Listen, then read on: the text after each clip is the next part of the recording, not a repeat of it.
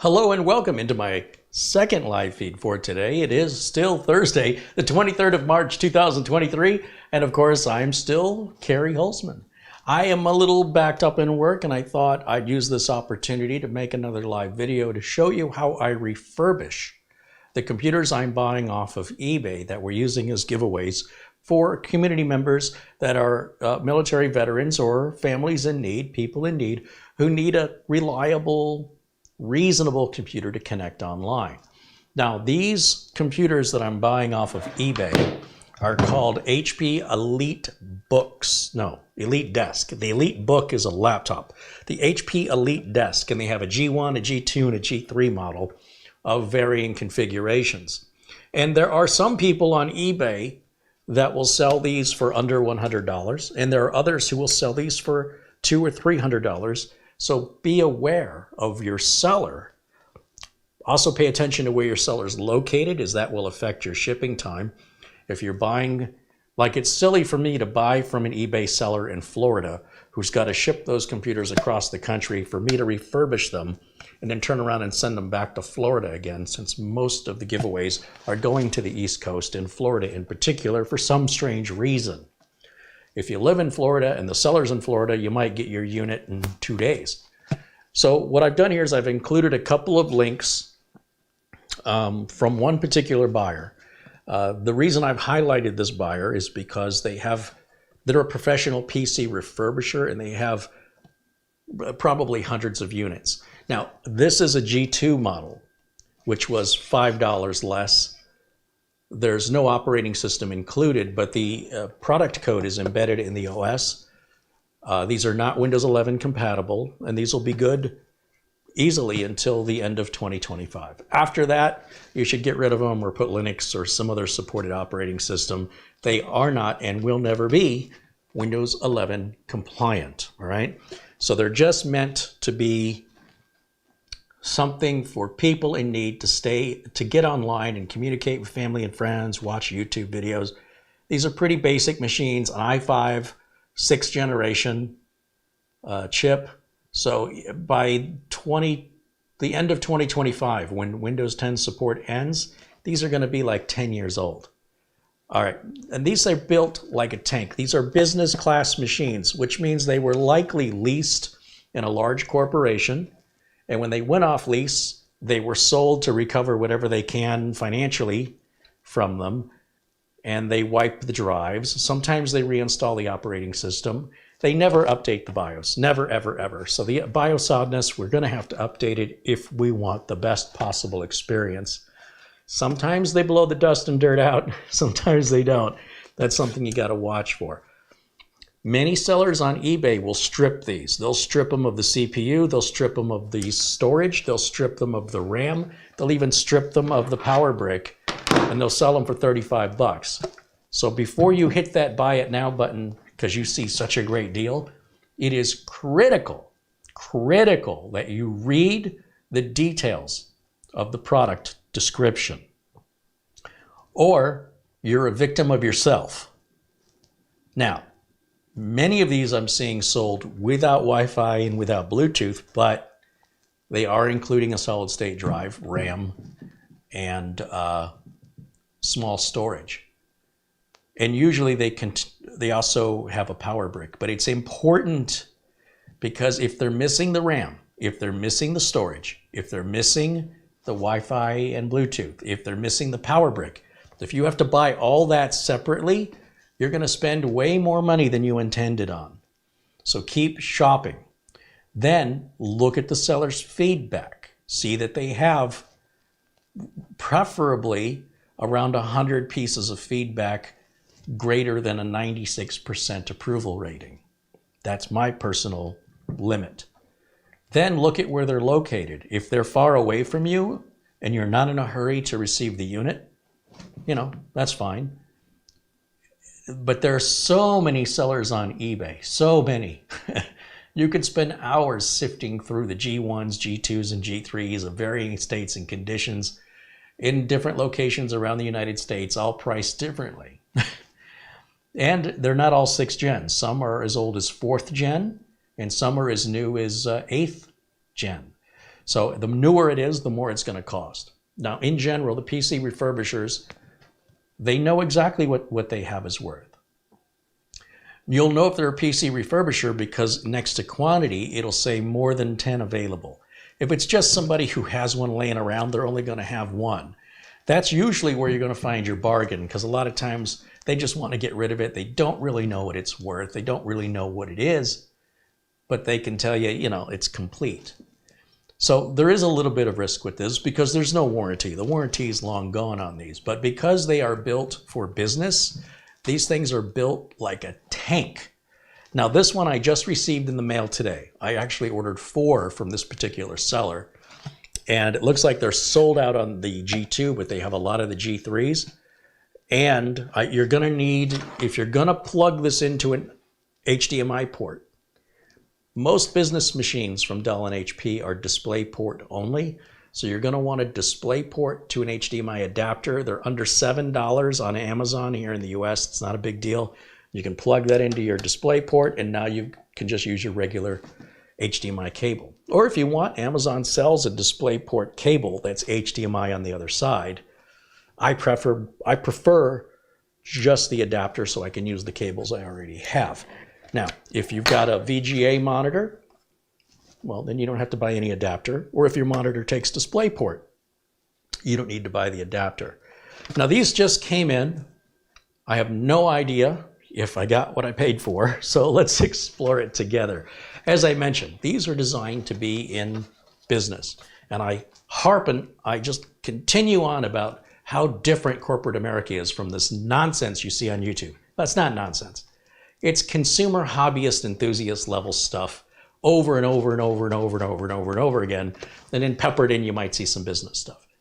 And why I harp on about it is because the business stuff is serious equipment. It is usually built really, really well. It has an exceptional quality control compared to the consumer stuff. And when it's new, it's usually a bit more than the consumer stuff because it's built better. So when I mean built better, I mean the quality of the build itself. It's very little plastic. The face is plastic on here. Everything else is metal. To open it up, it's one screw right here on the back. You unscrew this, no tools required, and you're going to slide the cover forward. So I have to kind of push it away from me here. There it goes. And as you can see, it is separated there. And I'm just going to lift straight up, and that exposes our internals. Now I'm going to bring this up close, and you can really understand what I'm talking about here. Now, somebody has swapped out whatever was in here with a Samsung, Dell or HP. They didn't put Samsung. This looks like a consumer branded Samsung drive. They're usually 128 gig. Sometimes, if you're lucky, you'll get a 256. If you want to add more RAM, this is your CPU cooling fan. Your CPU is under here. I don't recommend getting under here for any reason whatsoever. This will just lift up and out, and there's access to your RAM. No tools required. You're going to slide this back in. If it doesn't slide in correctly, it's because you got it upside down. All right? So it should slide in really easy. There's a little knob, and it's going to slide into this slot right here. And just be aware of where this fan power cable is. You're going to bring that up. There's typically one on both sides here. Here we go. I pointed at the wrong thing. It's not here. It's over here. So we're going to bring that up like this. Slide it in on an angle. This is really hard to do standing up, holding it up. I normally have this on a desk and I'm looking down at it. So bear with me here for a minute. It's a very unusual way to work on this. So that's going to slide in, and then you're just going to push it straight down. That's how easy it is to get to your RAM. Your drive is right here. It's got a single connector that pulls off right here, and then you will push the drive back. It'll slide out, and these 4 screws come out. You can put any 2.5-inch drive in there you want. On the back, we've got DisplayPort, VGA, another DisplayPort, 4 USB 3s, gigabit LAN, and our power connector. Now, I always use the display port on this side. Sometimes this middle one over here or the far right. Sometimes I've seen these swapped out with HDMI. Usually they're not though. If you're lucky, you'll get one with HDMI on it. They're usually on the G3s. Over on the front, we have two more USB type A, USB 3s, and there is a type C, which is impressive for the age of this. And you have your speaker and microphone jacks right there. The power button's a bit recessed. It's right there, right where I'm pointing there. And that's all there is to them. That's it. They're solid. You see it's all metal. Everything's metal except this fan shroud. It's heavy. It's got some real weight to it because, again, they're not selling these over at Best Buy typically. This is something you typically, that's available to corporations being sold or leased by the hundreds at a time. So when they get old and they retire them, they try to recover whatever they can, right? So they got to be securely erased and they've got to make sure that they're working. And typically a company called a PC refurbisher will buy them in bulk by the thousands, hundreds or thousands, and they'll pay their employees to go through them and scour them. That's somebody's job to do all day, 8 hours a day, 5 days a week. As many as you could see, the same thing over and over and over and over and over again. Now, even if this came with an OS installed, I would wipe it and reinstall it anyway. The last one I got with an OS installed was the original OS install that was built 1750, whatever it was. Real 5 or 6 year old, real old version of Windows 10, however old it was. I'm not going to do all the updates. Just wipe it and start again using a fresh install of Windows 10, in this case 22H2. Save you a lot of time and you'll make sure it's done right.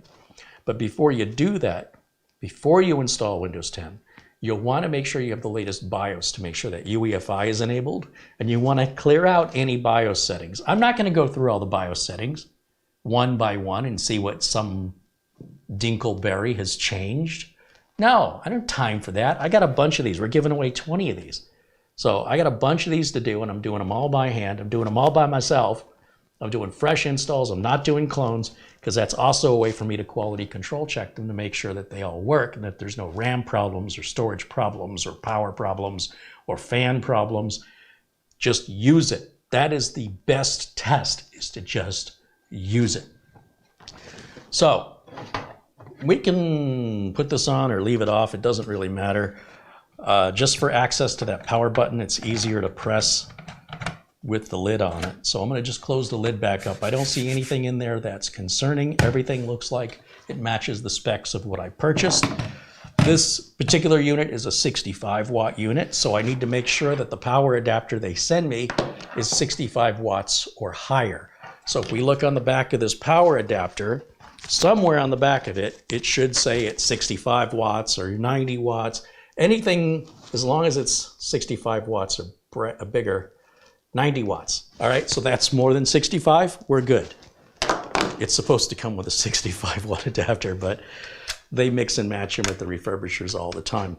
But if you have a computer that needs 65 watts and you plug in a 35 watt adapter, because they do sell these that run off 35 watts, it won't turn on.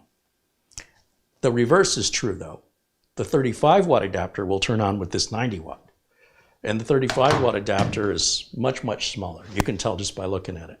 And if you're wondering, how does he know that's 65 watts? Because it tells me right on the bottom. If you look, sorry, it's 35. This is 35 watts. You caught me. So we have way more power than we need, but that's okay. There's nothing wrong with that. You just don't want it the other way around. So if you buy these off eBay, make sure you're getting storage and that it's solid state. Make sure you're getting at least 8 gigs of DDR4 RAM.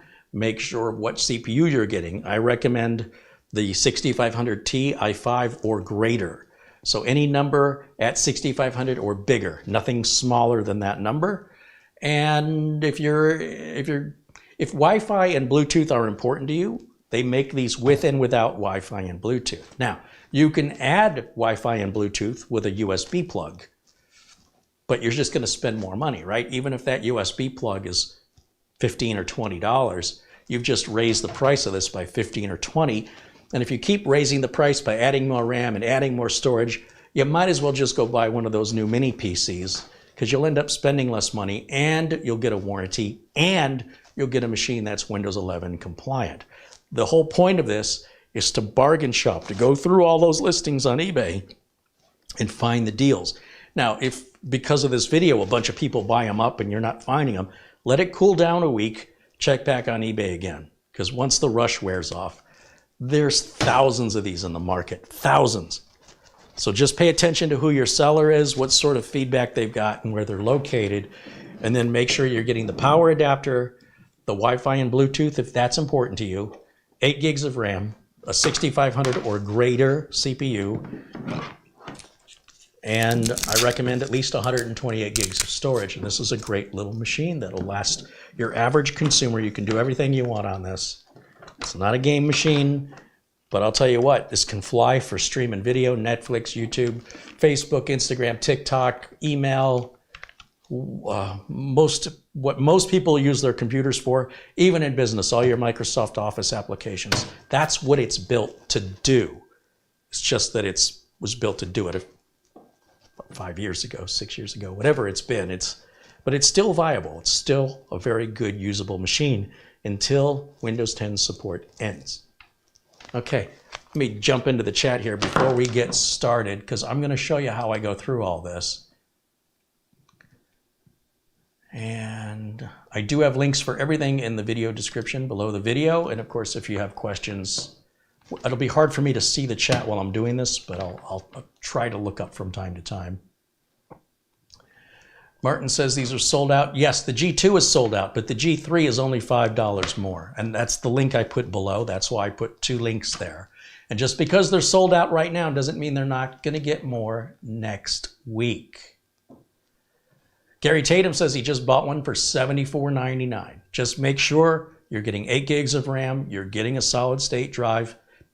I'm interested if you got that with Bluetooth and Wi-Fi, and that you're getting the power adapter. Now, these power adapters are about $13. It's not like it's a major expense if it doesn't come with it. All right, let's see.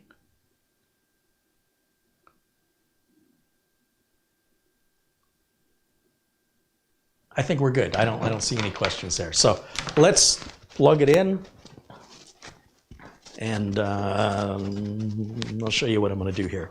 Now, I expect there's no operating system on these, and even if there was, I'd be doing everything the same anyway, but I do want to make sure that this power's on. So there's our power. I'm not plugging any network into it because we haven't installed Windows yet.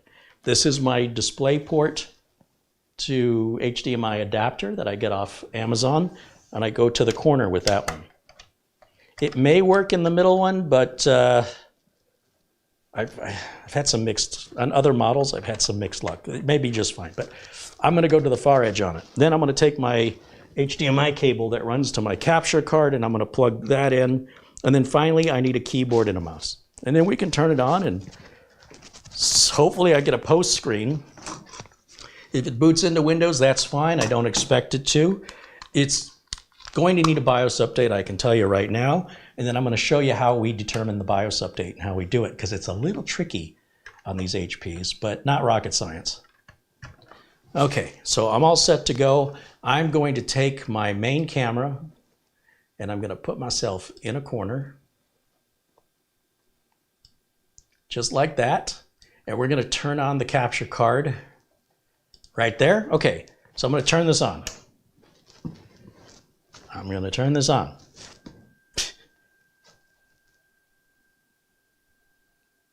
There it goes. I don't see a power light on the front, so it's kind of freaking me out.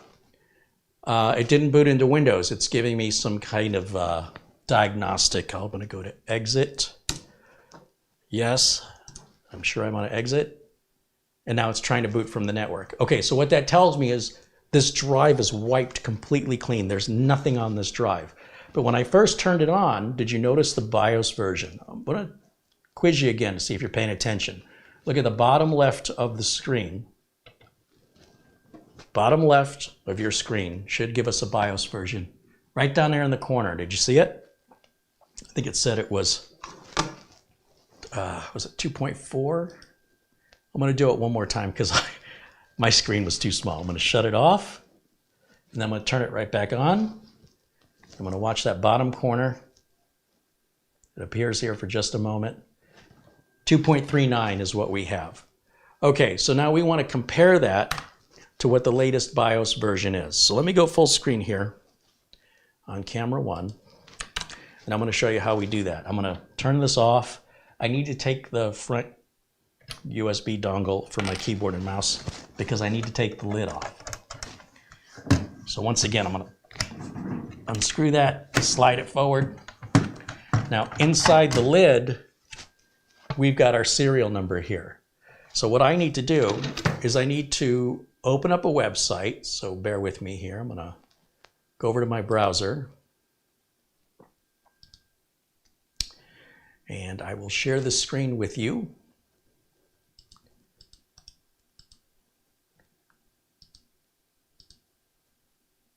There we go.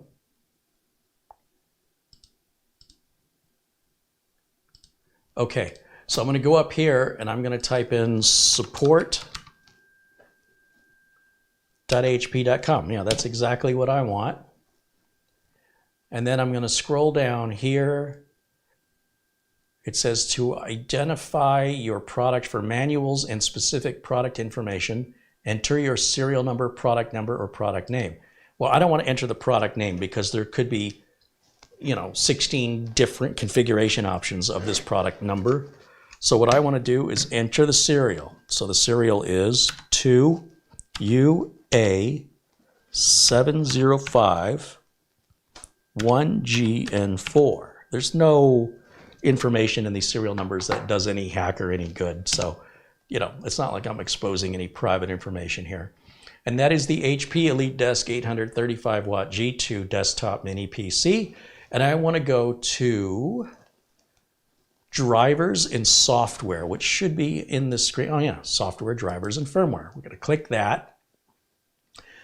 What OS? We're going to be Windows 10. You'll see Windows 11 is not supported. Windows 10 64-bit and hit submit. Now in just a second, we'll see all drivers right here. We click on the plus. We see BIOS +1, HP EliteDesk BIOS version. Does it tell us? It's got to be greater than 2.39, right? 2.60 is what it says right here. 2.60. We're going to download this. Now, I don't want to download their assistant. You see this fine print? It says, no thanks, I will download and install manually. That's what I want to use. And obviously, I'm using a different computer to do this on because this computer I'm working on doesn't work yet. Now, once we have this file, we click on it, click yes, and all this is going to do is extract this file onto your C drive. It won't install anything. It's just extracting the files into this subdirectory right here. I'll click next, and this is our BIOS flash update information, and this is where things get a little technical. In order for us to do this correctly, what I have to do is I have to create a flash, on my flash drive that's blank, I need to create a series of directories, which are detailed in here somewhere. I'm skimming through this really quickly because I'm looking for something very specific. There's different ways to update the BIOS.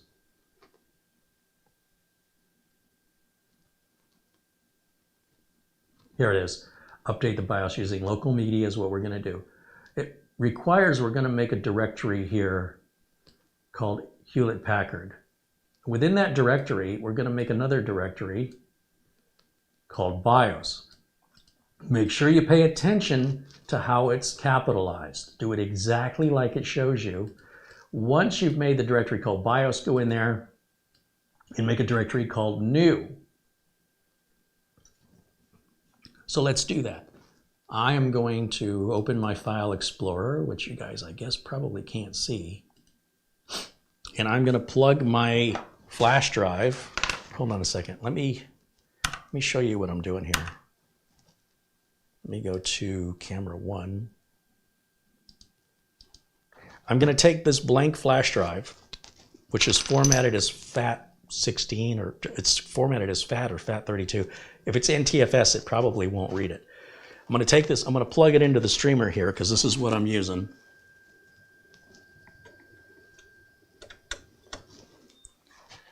And it's going to be very difficult for me to share this with you guys because I'm using the streamer. But because the flash drive is blank, I'm just going to create a new directory or a new folder and very carefully type out Hewlett-Packard with a capital H and a capital P. Press enter and press enter. That puts me into that Hewlett-Packard subdirectory. Now I'm going to right click again in that Hewlett-Packard subdirectory, click new folder, and then I'm going to choose BIOS as the name, all capital letters. I'm going to go into BIOS, double click it. Once again, right click, select new folder, and just name that new all lowercase. Now I'm going to push enter and go into that new folder. So it's 3 folders I have to go into. So stupid. Now I'm going to go to my C drive on the streamer, to that file location that we just saved or extracted that, not that we saved it to, we extracted it to C:\/SW setup. And in there is a file called, in this case, SP144, is it 261, 281? Anyway, in there is another folder and it's called HP BIOS up DREC. We're going to double click on that folder. All the contents of that folder we're going to copy by pressing Control A on the keyboard. Then I'm going to right click on the mouse and choose copy. And then I'm going to go to that folder I left on the D drive. And if you've closed it, that's fine. Just go back to your flash drive, which is D in my case. Double click on Hewlett-Packard folder, double click on BIOS folder, double click on new folder, right click in an empty spot in that folder and hit paste. And it's going to copy all of those BIOS update files over for us. That's all we have to do. Now, I really need to do this on another connected machine for you to see all of these steps, because every time I change a window, OBS tries to keep the one window that I'm capturing. And so I have to keep going into OBS and configuring it. And that's a lot of windows, whereas a general screen capture off of another computer would be a lot easier. But I think you guys got the gist of that. So I'm going to close everything out here. And you don't need to safely eject flash drives anymore. Just reach around, pull that out, and we're going to place it into this computer. Now, I don't need this cover off anymore. Like I said, with the cover off, you need something to poke the power button. You can't reach it with your finger. So I'm going to put that back on because it just makes the power button super easy to press with the button on the front of the unit. I need to plug the mouse and keyboard back in. And it doesn't matter which USB port, if you want to use the front or the back, just plug the flash drive that we created in. Now I'm going to bring us back over to the window capture card. So hang in there for a minute. Let's go to the HDMI input. Okay. Now I'm going to turn this on. And I'm going to press F1, F2, I don't know, something should bring up the BIOS. Okay, we're back at this. I'll hit exit. I'll go to yes. And then I'm going to go right down. Oh, I didn't want system information. Whoopsie. That's what I want. I hit escape and now I'm at the main menu. Very last option here. Update system BIOS. Hey, it sees our BIOS. Want to upgrade to 260? See where it says that in blue, bottom left? Just press enter and allow it to run. Just let it go. Don't power it off. Don't mess around with the keyboard or mouse. Leave it alone. This is our first step to refurbishing these computers. Every computer we get is going to need this. I have never, ever seen a refurbisher, ever, no matter how many years I've been doing this, that updates the BIOS. I don't know why.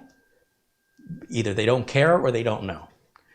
But it's in your benefit to do it. It's free. HP pays people to develop these BIOSes. These are highly skilled, trained, college-educated engineers that do not come cheap. And these BIOS updates are free. That's how important HP thinks they are.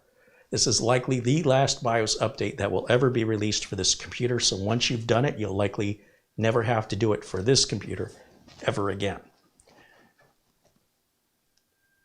So it is a little different than a typical motherboard that you see me building, right? It's a little not so straightforward, but the directions are there on the screen if you take your time and you read them. Now, if we had a working Windows installation, we could install the BIOS through Windows. That's why those instructions are so long. There's multiple ways to accomplish it. This is how I'm choosing to accomplish it.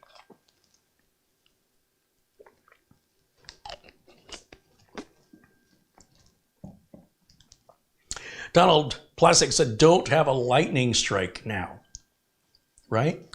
Actually, here in the desert, I think I've lost power in this location maybe once a year, and we're not in a storm. So I don't think that we're likely going to have a lightning strike. Although that would be a real concern if it were raining outside or if it was stormy outside. Unless you're plugged into a UPS, I would advise you to do this when the weather's nice and you're not expecting a power outage. Because if you get a power outage while this is updating, you could brick the whole thing and it's out of warranty and you broke it. There's no sending it back. You did it. That's why I emphasize leaving it alone. It's an important process. Now, it does turn itself off after the update, and you might freak out. It turned off. It's not turning back on. You have to be patient. It will turn itself back on when the update is ready to continue. Do not interrupt it. If you're the kind of person that can't stand it, leave the room. You see, it just turned itself back on. It was off for quite a while, and it's still not done yet. And that's why it's so important you leave it alone. This is no joke. If you can't do this, then don't do it at all. Maybe have somebody else do it for you. This is critical that it's done properly. Now, this could take quite a few minutes. That's normal, and that's why I say if you're somebody who can't stand to sit there and watch it, leave the room. Go watch TV for a half an hour. This is as patient as this is as patient as a stone. This will wait for years for you to come back. All right, that's how patient it is. So if you need to just give this a couple minutes. Now we've done that, and you see it's trying to boot, but it still has no bootable operating system because all we did was update the BIOS. So I am going to turn this back off. I'm going to remove my flash drive. We're done. We never have to use this again. You can erase these files. You'll never need them again. All right, we're going to turn this back on. One more time, I'm going to get back into the BIOS, and I want to reset all the defaults in the BIOS because I don't know what Dinkleberry did in there. Dinkleberry caused me all kinds of problems, so I don't want to mess around with it. Now, if we look at all of these options here, I don't want to go through every BIOS option step by step. It's a complete and utter waste of time. And I've got 20 of these to do, okay? So what I want to do is simply load the BIOS defaults. And for anybody to think that they can outsmart the BIOS defaults, good luck to you. You live with the consequences. Sometimes the consequences are not immediately noticeable, but when they happen, and then you go through all the frustrating and time-consuming troubleshooting of your Windows and your registry and your virus scanning and your hard disk checking and your RAM checking, only to find out eventually that you're the one who made a change in your BIOS because you thought you were making things better until you made a change on the computer. Months later, you totally forgot about that. You think your computer's bad. You think Windows bad. You're the one who's bad. Just load the defaults. So I'm going to scroll down. I don't know if I'm making that clear enough. BIOS setup is what we want. And then we're going to scroll to apply factory defaults and exit and press enter. Are you sure? Yes or no? Yes. And then it's going to take a minute as it processes your requests, makes those BIOS changes, and once again will attempt to boot and not find anything bootable. That's what it's supposed to do. Now we can grab our Windows 10 installation media, which you can download from Microsoft for free, 100% legal. It's all on the up and up. It's legit. There's no viruses on it. We get a memory size error because we loaded the BIOS defaults. That's normal. Just press enter. That'll clear that out. That is 100% normal. So now we've got our Windows 10. Now, because we've loaded BIOS defaults, if we plug this in and it notices our hard drive is not bootable, but the flash drive is, it boots to the flash drive. So let's try it. I'm going to plug this flash drive right in up front. And I'm going to turn the machine off. And then I'm going to turn the machine back on. And now it should post properly, power on self-test with the HP logo, no memory error. Should not try to boot to the network. It should go ahead and boot to the flash drive on its own based on default values. We'll know if we get that little circle at the bottom. But we'll see if I'm right or not. Ah, there it is. So that means it's loading from the flash drive because there's nothing else for it to load from. This is our traditional Windows 10 screen. I'm going to go ahead and click Next. I'm going to do everything the same way I always do. I'm going to hit Install Now.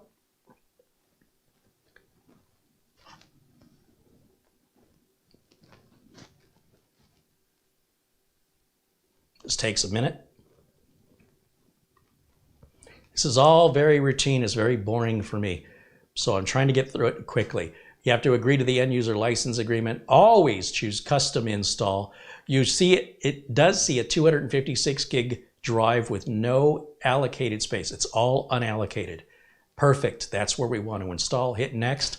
That's it. Now Windows 10 is going to make the partitions it needs, copy over the files it needs, and then reboot and begin the Windows 10 install. It's that easy. We're not going to enter any product key. It's not even going to ask us what version of Windows. Did you notice that? It didn't ask what version because it's embedded in the BIOS. It knows that this is Windows 10 Pro or Windows 10 Home, depending on what's in the BIOS. You can't change that on the install. Now, if you have Windows 10 Home and you want to upgrade it to Windows 10 Home, take the $20 and flush it down the toilet. Because if you do that, you've just wasted $20.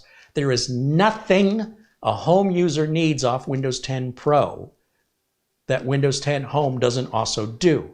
Windows 10 Pro is for businesses and business employees who need to log into a domain server or need the Bitlocker client.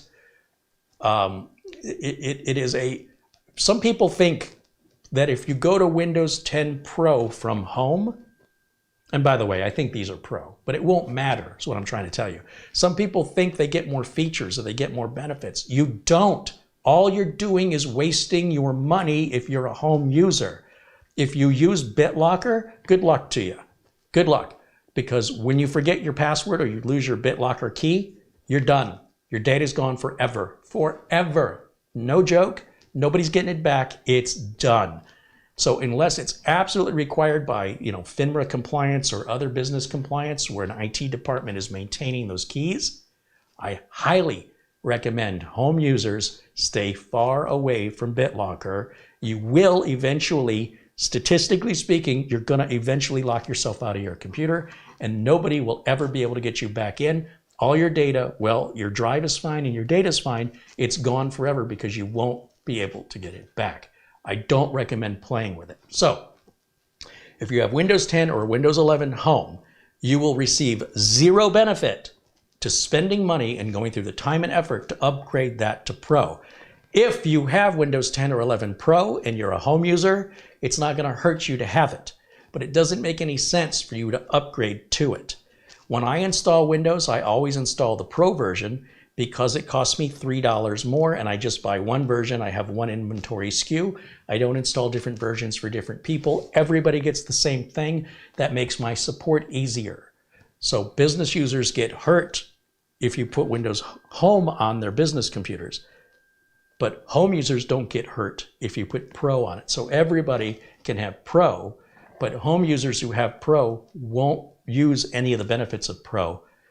So, maybe a couple of, enthusiasts that want to toy around with virtual machines and even then you can still do virtual machines at home. But it's this idea that people are, the people who do that are not representative of a normal, everyday, common computer user. These are enthusiast hobbyists that are getting into the nitty-gritty minutia. And chances are, if you're watching this video, you're not one of those people. So don't let those people who post and make videos about this stuff convince you that's something you need. It absolutely isn't. I never used Bitlocker in my life, and I never want to. I've dealt with some customers who've used it, and it pretty much ties my hands. I can't help them. Once it's locked in, it's done. So yeah, it's never good news. We're going through our installation process right now. You'll see I've never entered a product key. I never entered a version number. This is going to auto-activate. It is not ever going to be Windows 11 compatible. There are some unofficial versions of Windows 11 that skip all the checks, but then you're going to be unsecure online and your antivirus can't protect you from all these threats. So if you choose to do that, understand your risk, and if something happens and your identity gets stolen, you were warned and you chose to ignore it. I don't want anybody to be a victim because they didn't know. But if you did know and you did it anyway, then I don't feel sorry for you. You did it to yourself. All right, so we're going to go US here. We're going to finish this exactly the same way I always finish my installs. Skip any additional keyboard layout. You notice we are not plugged into the network, and it's not offering us any Wi-Fi, so this must not have a Wi-Fi or Bluetooth built into it. Some of these do, some of these don't. I'm going to click I don't have internet right down there and continue with limited setup, which is like clicking I don't have internet twice because Microsoft doesn't like to take no for an answer. I'm going to create a username of user and press enter, leave the password blank, press enter again. And then I usually turn off everything but location settings so I can get the date and time and find restaurants near me and stuff like that. So I just leave location on. You can adjust all this after the fact. It's not like you can only adjust it right now during the install. So if somebody gets this computer, wants to change that, you just go in the control panel and change it. I'm setting everything up the way my customers request it. Okay, I don't want Cortana. You can if you want to, but it just takes up more resources and I don't want it. Okay, that's it. It's finishing the installation. That's pretty much the gist of it. I need to go to Windows Update. I need to grab all the updates, including drivers. And that's going to require about 2 or 3 reboots of repeating that. Then I uninstall some of the applications I don't like Groove Music and Movies and TV and Mixed Portal, Xbox stuff. I take all that out, but they're really super tiny. There really is no bloatware in Windows 10 or 11. Despite what people say, that's an old term used back in 10 plus years ago. The bloatware really is the Windows updates. People think they're saving space and resources by taking out these little super teeny tiny little applications. They're super tiny. It takes 2 seconds to uninstall each one, maybe 5 seconds. There's like 6 of them I remove. It takes about 40 seconds total. I don't need a piece of software to do that for me. It's a waste of resources to put something on that takes resources to remove things that are taking up your resources. I posit to you that the bloat removal tools are themselves bloat. But what is bloat is all the leftover files when we're done. We're going to have a ton of leftover files. And I have never seen a system integrator, I've never seen a system builder clean them out. So that when you get a new computer that's been built by somebody, including yourself, in most cases, 99% of the time, nobody's cleared out the temp files. When we're done here, we're going to have somewhere around 5 to 8 gigs of temp files, just taking up space in our precious little 256 gig SSD, where space is a premium. So while you're focused, completely distracted on these little super teeny tiny apps in your add remove programs, and you want to, where's my bloatware, anti-bloatware, you're completely missing this massive thing taking up all this wasted space where you're nitpicking over little tiny crumbs. There's a pile of garbage right over here you're completely ignoring. So I'll demonstrate it. Now that we're fully loaded up here, again, we don't need to safely eject. We're done with that. I'm going to plug the internet into it now, and we're going to go to Windows Update. And this is going to take a while because, number one, I don't have a super fast internet connection. And number two, even though this is the latest version of Windows 10, 22H2, it came out back in like October. So there's been a lot of updates every month since then. So the older this video gets, the more updates you're going to have to do, unless Windows 23H2 comes out, because that'll have all the updates that came before it all already in the OS. So now I'm going to go to, let me go to full screen. Full screen. There it is. That doesn't matter. If you want to see your computer on the network and share files, you'll click yes. Again, you can change it later. Click on the Start menu, go to the gear icon, down on the bottom left, Updates and Security, and we're going to click Check for Updates. And this is going to take a while.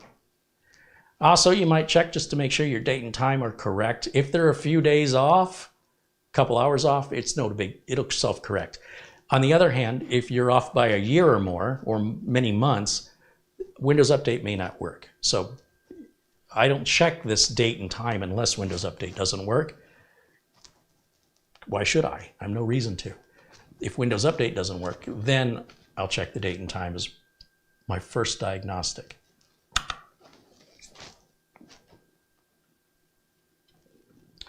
Is this an OEM version of Windows? It's not a retail version of Windows. This is a version of Windows that I have a video that shows you how you can grab it. It's very simple. Go to Google, type in download Windows 10. And one of the first links, if not the very first link, should take you to Microsoft.com. And Microsoft will walk you through the process of downloading an ISO image or creating a bootable flash drive or bootable DVD drive. And all you have to do is download the Media Maker tool and execute it, or just watch my video on how to do that. It's so easy. Microsoft walks you through it, and you know you're getting the official version from Microsoft.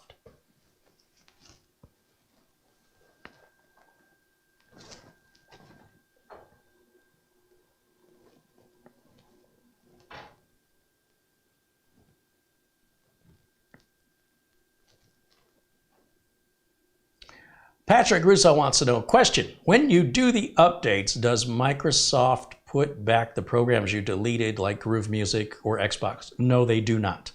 You might get that if you're going from 21H2 to 22H2, but just getting the updates off like I'm doing here, no.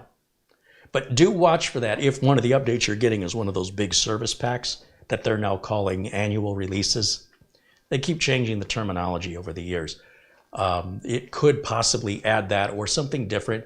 Obviously, your Internet Explorer is going to change, or what do they call it now? They don't call it Internet Explorer. I don't even use it. I use Google Chrome. But, you know, I don't care. Microsoft keeps changing the name for the same thing. And it's after 30 years of this, over 30 years, it's driving me mad, right? Pick a name. Microsoft can't leave anything alone. So my apologies if it bothers you if I'm using old terminology, but I'm tired and I've got 1,000 different products to remember different versions of. But overall, you will get those updates to, it's bothering me, it's not coming to me right now, of the browser. I'll just leave it at that. And so you might get like a little bar and a Bing icon and stuff like that. But as for like Groove Music and all the stuff I take out, the only time that potentially could come back is one of those massive big updates. Otherwise, no, not through these updates. And so what if it did? So what if it did? They literally take seconds to remove. They're not resource hogs. I just don't want my media played by that. I want my media played by VLC, an open source free tool, which is far more efficient, far better, in my opinion.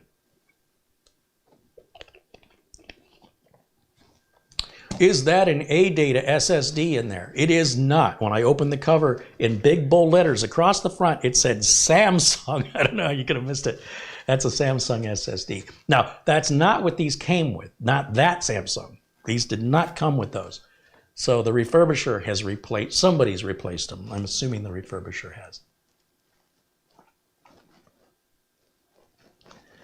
All right, let's see if I missed any other questions. If I missed your question, please post it now, because I'm just waiting for updates at this point. And what am I going to do? Just sit here and we're going to stare at each other? Ask your questions. Let me be a teacher. Let me teach. Let me know what it is you need to know, or I'm going to blabber on stuff one way or the other. So you could pick what I blabber on about, or I'm going to pick it. Just so we're clear.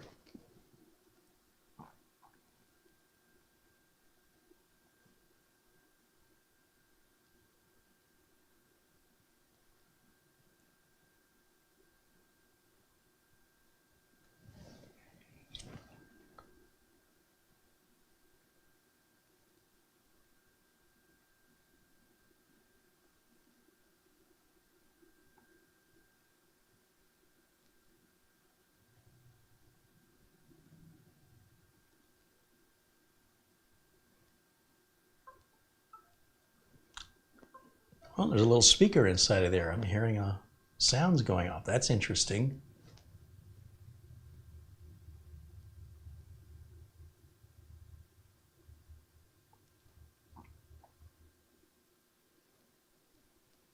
Alexander says 30 years, so you're 40 plus? I'm 50 plus. Yeah, I am 54 years old. I've been doing this professionally since 1991. I got my A+ certification in 1995. And prior to 1991, I was messing around with Commodore PETs. TRS-80 Model 1 was my first home computer. Atari 400, Atari 800, 800XL, 1200XL, 130XE.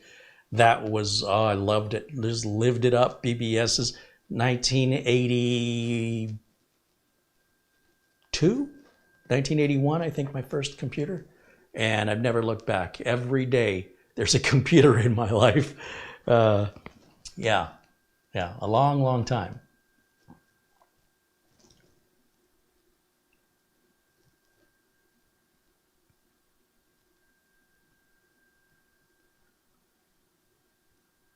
Now, I know I can restart right now, but I still see it's working on updates. So I'm just going to leave it alone and let it keep doing what it's doing. You'll see updates are still going. If I restart right now, it'll have to restart downloading those updates again. And it's just going to take me longer. So it's better to just be patient and wait until it doesn't seem to be progressing anymore. And then I'll restart it. Patrick says, you seem extra hyper. How many Jolt Colas have you had? I haven't had any Jolt Colas. I'm just trying to get something done. And I'm trying to get it done quickly because if I wasn't making this video, there's a good chance it would already be done. I mean, I can't speed up this process, but I could start another one. So this, you have no idea how excruciatingly painful it is for me to slow down to make these videos so I can share my knowledge and my experience, only to be criticized by some people in the chat room who think I don't know what I'm talking about because they don't work as professionals. When people don't work as professionals, they often have advice that lacks any liability or responsibility. It lacks the big picture. And for them, it probably doesn't matter. But it is so wrong for them to challenge me online when they haven't identified who they are and why what they say should matter or be considered. And it's extraordinarily frustrating for me to take time out of my day to try to rush through this because it's going to slow me down, only to have some people in the chat room who've never made a video use a fake name and want to challenge me. I have to tell you, it gets old. So to those people, make your own videos and you show me, okay? If you know so much, let me see your videos, or this channel isn't for you, all right? They're free. The videos are free. Take it or leave it. I've been doing this over 30 years. I don't know everything, but I am held accountable for what I do. You are not. So when I offer advice to people, it's out of the kindness of my heart. I'm not doing it for criticism. I get enough of that from my own brain. I'm pretty hard on myself. I don't need anybody else to jump in and, bang on me. But there is nice ways that you can make suggestions, certainly. I'm always open to ideas and concepts. What I love about computers, what really drew me is that there's no really one way to get something done. You can do something multiple different ways, and they all get you to your goal. You use your way and I'll use mine. But when customers are paying me, if I screw up, I have to fix it for free. And if I'm fixing it for free, it's taking my time away from another paying customer. It's costing me money and it's pissing the other customer off. They have to wait longer. So you have to understand my thinking is very different from most of you watching who don't have that amount of pressure on you. Now, these computers are going to be giveaways, but nonetheless, I treat them the same as computers people are paying for. They go through all the same quality control checks. They go through every bit of nitpickiness that I go through for liability reasons, even though there is no liability in these. It's how my brain is wired because I'm in business professionally. I'm not sitting at home as a tinkerer. Do what you want if you're at home as a tinkerer, but please don't advise others without warning them of the possible consequences. But why would you do that? Because you're not held liable. Why do you care? And that's what fuels me to make these videos. It's those people who think they know so much, who have not identified themselves, they have no content, and they want to challenge a known expert in the field, you know, I might look up to you if I knew who you were. But if I don't know who you are, you're just being a pest. So it always gets under my skin because it's uncalled for, unjustified. If you don't like the content, if you don't agree with the content, do us both a favor, go somewhere else. The videos are free. So I really want to have a very kind community here. On the other hand, if you have suggestions and kind recommendations, please say so. But you know, when you write it, put a little thought into it. Otherwise, you might find yourself banned. So this is what happens when I open the channel up publicly. Sometimes you'll see I restrict access to the chat room because of the harassment, right? It's as though people are paying for something and they're not getting what they paid for. They get all angry. It's like, you didn't pay for it. You don't like it. I don't owe anything to you, except if you're my supporter. Now, if you're my supporter and you've got a bone to pick with me, well, then I know who you are. And then your comments are obviously more important to me. Comments from strangers don't really matter. Even if they're nice comments. Hey, your content's great. Okay, but I still don't know who you are. If some channel, if somebody I admire, some channel bigger than mine, has a nice thing to say about me, I'm going to say thank you, right? I appreciate it. If it's a complete stranger, I mean, sure, I appreciate it, but you know, I could log in as a stranger and leave myself a compliment. I'm just saying, could be my mother. I don't know. So this is what I have to do as a content creator that a lot of people have no idea they want to be a content creator. They don't realize what they're getting themselves into. So let me see. Hello. Hello. Hi, everybody. Camera girl has arrived. You're late. Hello. We've already passed the close-up section of this video. Sorry, I can redo it. Well, never let it happen again, or you're fired. All right, let me see. I can't see the screen. It's too small. It's okay. So right now it says it's downloading at 100%, and this will eventually start to install, but I don't have the patience. I'll go ahead and hit restart now and let it process all those updates we just grabbed, and then we're going to re-grab that other one when we come back on the reboot. Okay. Sorry, I have to get that out sometimes. It's my therapy. You guys need to realize, if you don't realize what it is on this side of the camera, and especially the people being critical, I invite the critical people, come join me on camera. I'll step off and you do it. Let's see how you do. That's all I'm saying.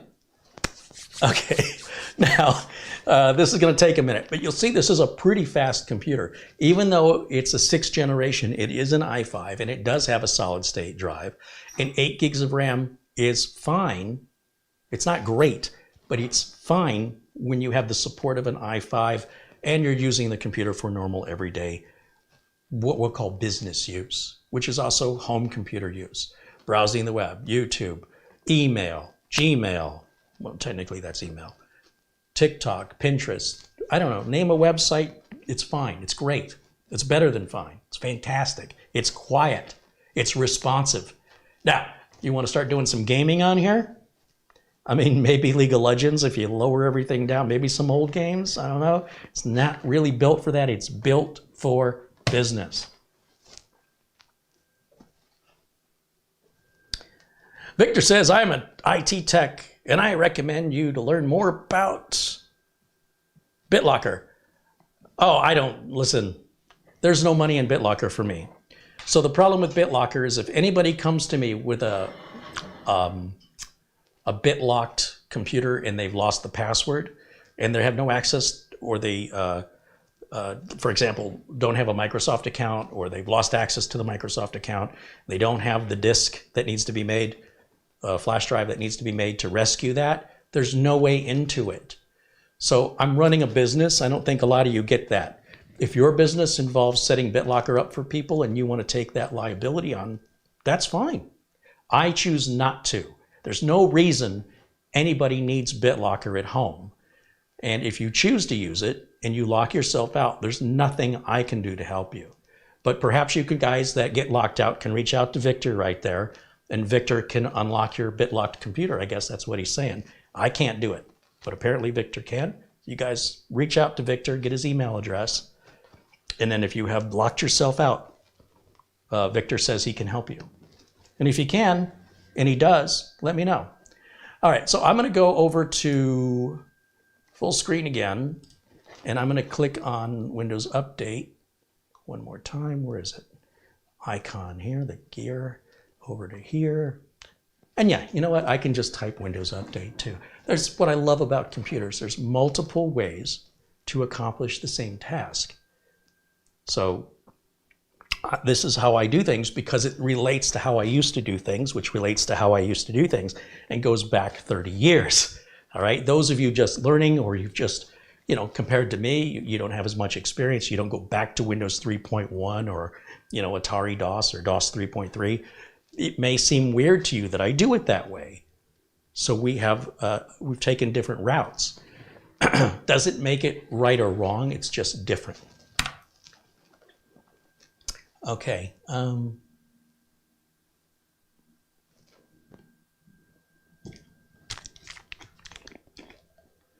Troll McTrollington says, I got that type of PC, just the small desktop version of that said HP with an SSD for my cousin-in-law's grandma. my cousin-in-law's. Okay. I can't process that right now because I couldn't stand watching her use a Pentium 4 with Windows 10. I used a Cronus to clone it. Yeah, there you go. Whatever works, man. Roy says, I am not fond of HP. Well, HP is kind of a Jekyll and Hyde. That's really what should be the name of the company, not HP, JH, J&H. Because on the cheap end of consumer products, HP makes some, in my opinion, real junk. But when you get into the business class machines and the laser printers, forget the inkjet and the bubble jet. When you get into the laser jet printers that HP makes, they're still made really, really well. The drivers are a bit bloated, but that's HP. This HP, and especially other business class HPs, are built to a higher standard, and they're generally not sold to the public. That's why you have to get these off eBay. You're not typically going to find these at Amazon or Best Buy. At least not new. I mean, most of the HP laptops I'm seeing from consumers, I would never buy. But I did see one that impressed me, and it was a student that was going to school, and it was after the pandemic had sort of been in force for a few months, and they wanted the students to work remotely, so they gave them these used HP laptops. And when they told me, hey, can you reset this laptop for us, the school gave it to my son. This was a college. It wasn't like an elementary school. And I was like, oh, here we go. And when I saw it, it had access door for the RAM, access door for the hard drive. Everything was super easy to get to. I was like, wow, this is really nice. What model is this? I've never seen one like this before. Well, that's the business class. So it's sort of like an airline. You can sit in economy or you can sit in business class. Now, have you ever sat in business class? Because it's a very different experience. You're still on the same plane. And the ticket price is enormously different in most cases. It can be 4 times the ticket price to sit on the same plane. Not first class, business class. Whoopsie. What did I clicked on something over here.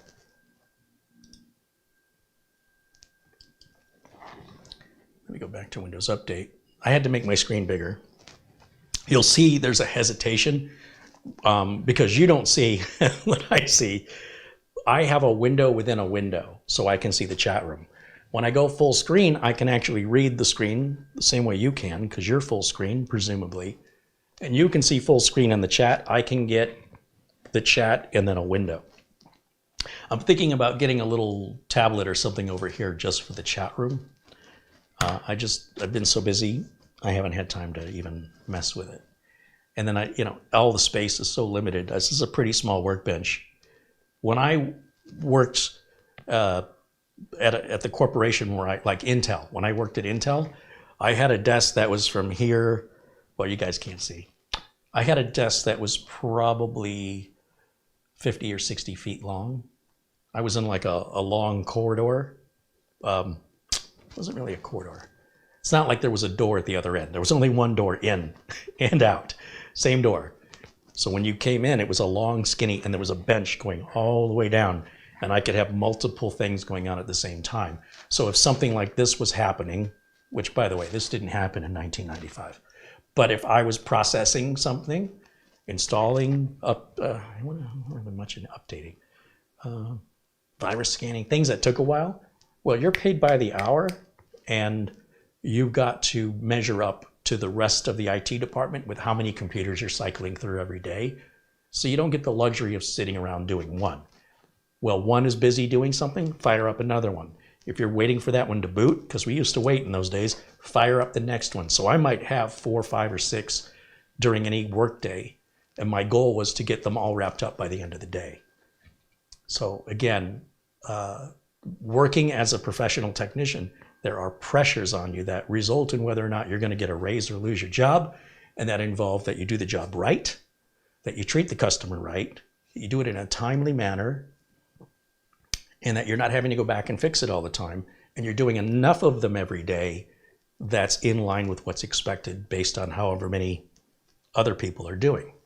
And by the same token, if you're some hotshot and you're doing 8 a day and everybody else is doing 5 or 6, all your coworkers are going to hate you because you're making them look bad and they want you to slow down.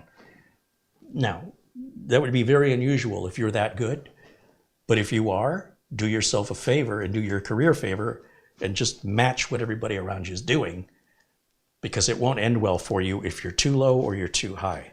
Generally speaking, there's always exceptions.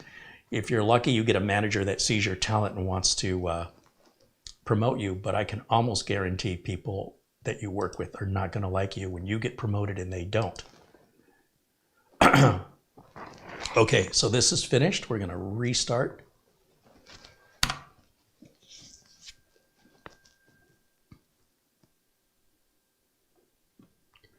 When was the last time I got a raise? I'm self-employed, so if I want to make more money, all I have to do is do more work. It's up to me how much money I make. If I don't make any money, if I have to lose my job, that's my decision or the results of my decisions. If I want to make more money, I can choose more profitable jobs, or I can choose to work 15 or 16 hours a day. That's all on me. Nobody makes that decision for me. And I love that. You have no idea. I love that.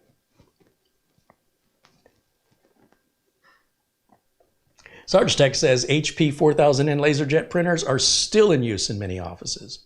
Sure. That's why I say the consumer side of HP stuff is just blah. Horrible products, HP. But the business side of stuff is a different story. It's definitely Jekyll and Hyde. All right, finishing our update.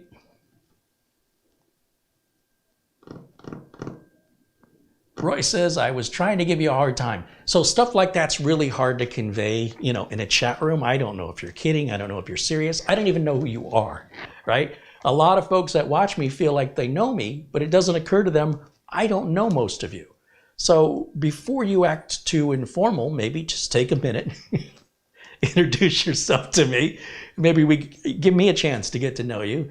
And then when you want to, tease me and rip me, well, that's something friends do. But for a stranger to do it, if some stranger just walked up to you and started giving you a hard time, how would you react? Like, what's this person's intention? It seems like bullying, right? But if a friend does it, it's friendly ribbing, But it works when both people know each other.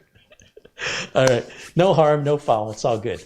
All right, so we're just about done with this reboot. We're going to go back to Windows Update.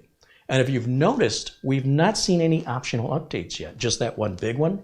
But we should see driver updates for the chipset and things like that. We have not been offered them yet because they're not ready yet. And one of the things that I do, it's just a configuration preference. I do not like seeing the temperature down on the right. I also don't like these cartoons that appear in the search. So I right-click on the taskbar. I go to News and Interests, and I turn it off. Just check Turn Off. See, that went away down here. Over here, to get rid of this stupid cartoon, I right-click, I go to Search, and I click show search highlights, just unchecks, it goes away. It's super easy, barely an inconvenience. We're going to go over here. I'm going to skip that because it annoys me. Hit update again. I'm going to hit retry. Let's see what it does. Sometimes you get failures on updates. It's perfectly normal. There's reasons that happens that are perfectly legitimate. That doesn't mean anything's broken. As you can see, it's grabbing some other updates and retrying. And then when that framework update is done, we can get this optional quality. Well, I can grab it now. Once we do that, then it says view optional updates right here. Now these are all going to be super teeny tiny little driver updates, but they're really important. Look how many of them we have. We're going to grab them all. Check every box. Because I'm so impatient, the computer is now trying to do too much at once, and when I click on the box, it's not responding. So the best thing, it drives me crazy.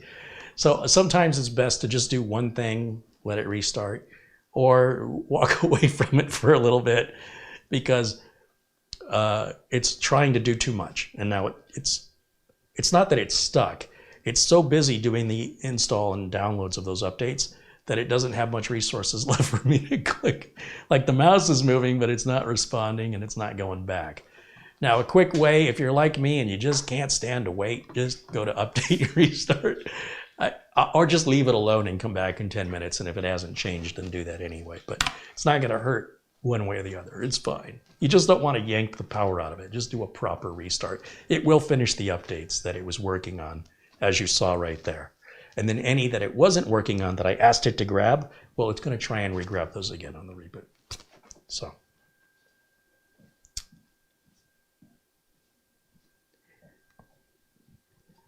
you know, it's Windows 10, it's not Windows 11. This is not a Windows 11 compatible computer. I don't recommend you put Windows 11 on it. These are being given away to folks, people in need, military veterans here in the USA. What they do with them is their business. There's no support, no guarantee, no warranty. So if they do something that I advise them not to do and they do it anyway, and it gets them in the weeds, they're going to be on their own to get out of the weeds. I cannot help them. I don't have time. It's enough that I gave them the computer. I find it disrespectful if they don't listen, but you know, respect isn't something that is enforceable. So, you know, do what you want, and then if you're going to make that bed, you can lie in that bed. I'm not joining you. As you can see, it still was downloading in the background, that previous update. Now I should be able to hit view optional updates. And once again, I should be able to, this time, check all those boxes. It even says there's a firmware update. That's interesting. We'll grab all of that. And those are really small. You'll see those are going to download and install. Once it starts downloading them, watch how they're just going to install very quickly. But I don't want to restart it until it finishes downloading that big cumulative update, because otherwise it's just going to prolong this, right? So just let's let it finish. And then that should be the end of it, I hope. It's a lot of updates. Now, why do I do this for people? This is a computer I'm giving away. Why do I do this? Because I don't want them to call me because they got a virus or because something isn't working, their printer won't install, their scanner doesn't work, because they didn't know to do the updates. The updates will happen in time. If you leave the computer plugged into the internet and you leave it on, they'll happen overnight. I can't tell you when they'll be done, though. I'm trying to avoid problems before they happen. I am trying to be proactive instead of reactive, and that gives me a better reputation as a technician when people never have a problem. So the question is, did they not have a problem because of the steps I took to avoid it, or would they have never had the problem to begin with? We'll never know. But I don't want to take the risk. There is a risk they will have a problem that is greater than, you know, if they don't have the updates. Then if they do have the updates, the risk of having a problem because of the updates not being applied is higher. I don't want to roll those dice with my business. And I consider it good customer service. When somebody gets a computer from me, even if it's a giveaway, I want them to be able to plug it in, turn it on, and start using it. And if there are any updates, it'll just be what happened in the week during shipping. It won't be much. And they will happen automatically, regardless. So that's the logic I use because I'm in business.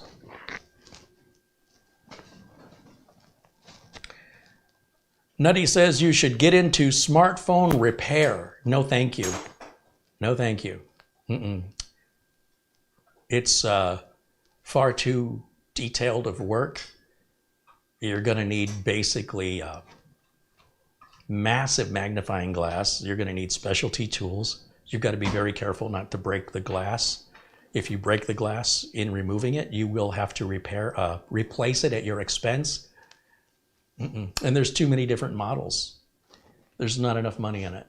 I will gladly step aside and let somebody else do that menial work. I couldn't be bothered to work on that stuff. It's all really glued together and meant to be disposed of.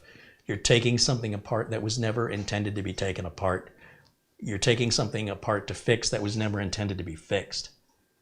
And if you enjoy that, have at it. More for you. And I have to tell you, that stuff doesn't get easier when you get older and your hands don't work like they used to, your eyes don't work as good as they used to. Candy doesn't taste as good. I don't know why this isn't, it's downloaded, but it's just sitting here. So again, it will eventually start to install. I've run out of patience, so we're gonna just go ahead and apply those driver updates right now. And then when it reboots and we go back to Windows Update, there shouldn't be any hesitation for that to begin installing. Something is happening in the background that it's waiting to complete before it begins the install. And so by rebooting it, I'm forcing that to happen. Is that actually going to take me longer than if I'd have just left it alone? We'll never know, but it satisfies me. I didn't see any firmware update happen that I downloaded. It said firmware update. I didn't see it. So I don't know what that was. Once again, back over to settings and back over to updates. And you can see what a tedious process this is, right? But this is a great way to verify that the machine is working like it's supposed to, that the RAM is working, the drive is working. If I simply clone these machines, I wouldn't necessarily know. And so when somebody gets it and they have a problem and they got it for free, who's going to pay for the 50 or 60 bucks to ship it back to me? And then I'm going to have to pay to ship it back again. Now this $100 computer just became a $200 computer, and somebody is inconvenienced when they were looking forward to it. It's just a nightmare. So if I know everything is installed fresh and clean, then that's a good quality control check. And because there's really no moving parts other than the CPU cooling fan, these particular computers are basically bulletproof in such a way that FedEx, UPS, or whoever you're choosing to ship, if you do, a modest amount of bubble wrap and put it in a double-walled cardboard box, they would have to drive a forklift through the middle of it to break this thing. So the odds of it arriving without damage are much, much higher than a traditional desktop with a big, heavy heatsink on it that can break off, or RAM that likes to pop out of their sockets, video cards that pop out. Yeah, I'm just so done with that. It's very difficult to try and diagnose that from 2,000 miles away, and the customer isn't looking at the right thing, so they're not describing what they're seeing properly because they don't know where to look. Right? It's not their fault. It's frustrating. And it's probably something very simple, but I can't see it. These pretty much, they're going to arrive 100%, no problem. You're going to plug it in, you're going to use it, it's good to go. They're built like a tank.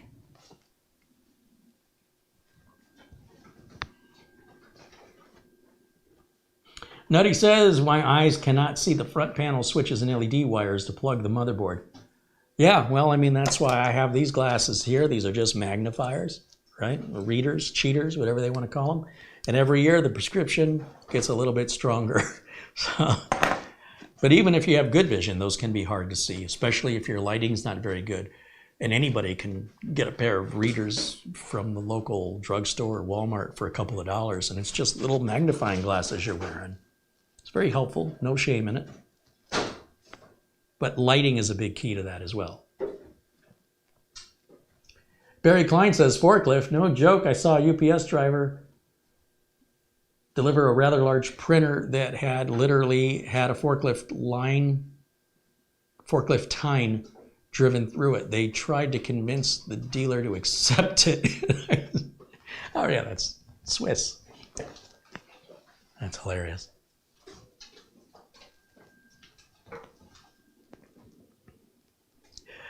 Roy mentions you can take a cell phone picture if you're working on something small. take a picture with your cell phone and then make it larger and you can see it that way. That's also a great tip if you're taking something apart and you want to remember how it goes back together. Pictures are free, and these cameras on these phones are incredible. It's a good tip. Thank you, Roy.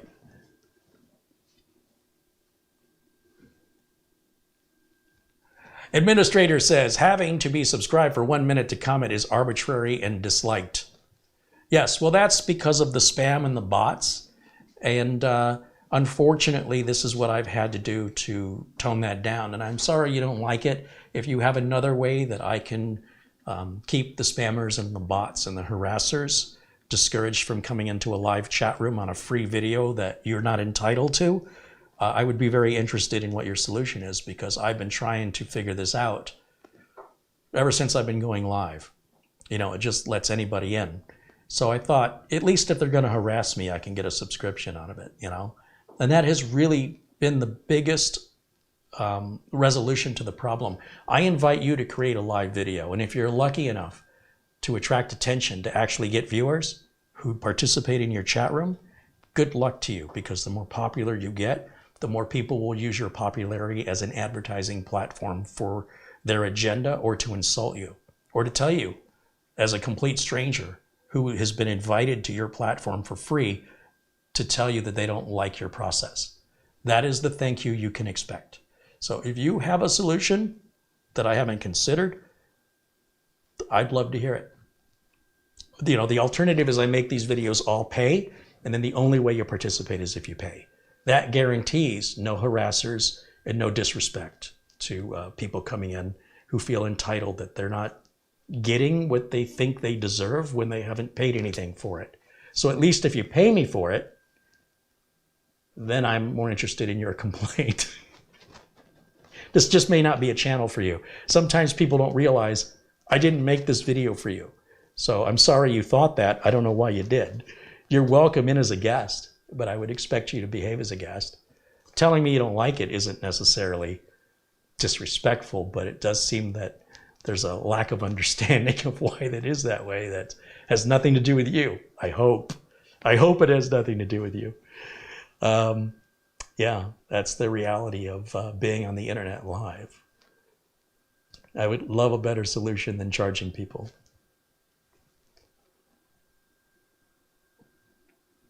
I just tell it as it is, man.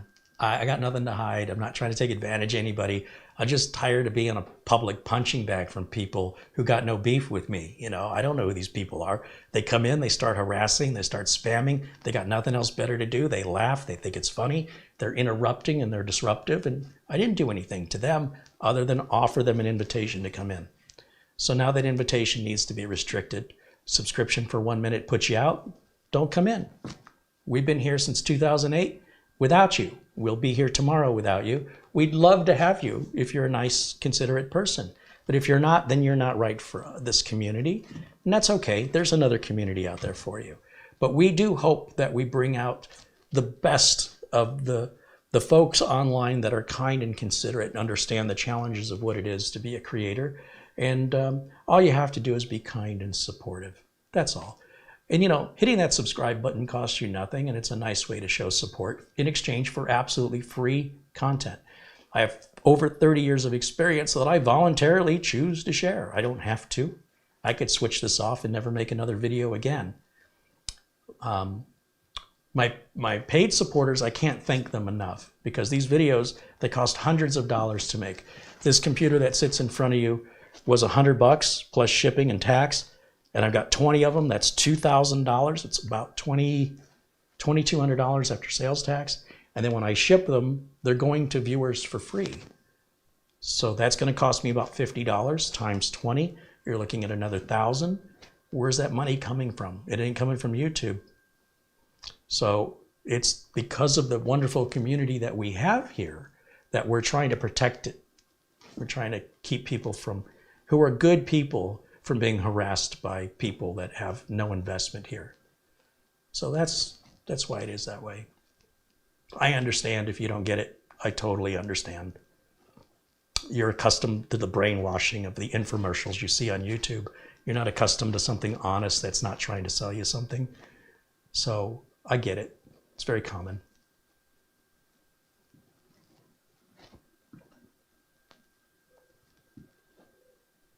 SM9 said, I wouldn't waste your breath on these trolls. Well, I want to give everybody the benefit of the doubt. You know, they just don't understand. Like I said, they're so used to watching paid commercials by the big tech channels that when they get real content, they don't get it. And that's okay. Just leave. You know what I mean? Hey, this isn't trying to sell me something. This isn't, you know, a big advertisement from one of the big tech companies paying me to say what they want me to say and making it look like a review. This is real. So, you know, we're living in a weird time where people can't tell the difference anymore.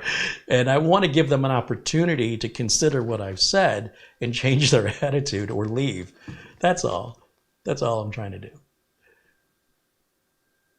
Because the consequence of it, you know, if it continues, is just make it pay only. Just put a paywall up and be done with it.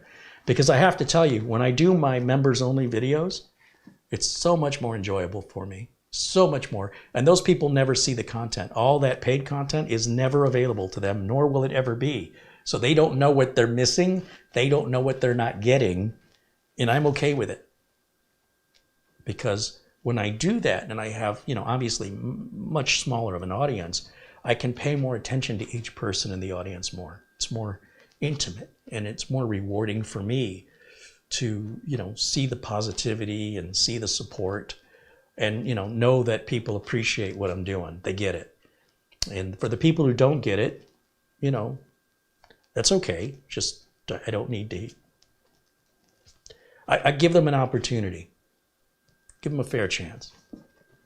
Because that's what I would want. You know, give them the benefit of the doubt. Not many people do that anymore. So quick to demonize.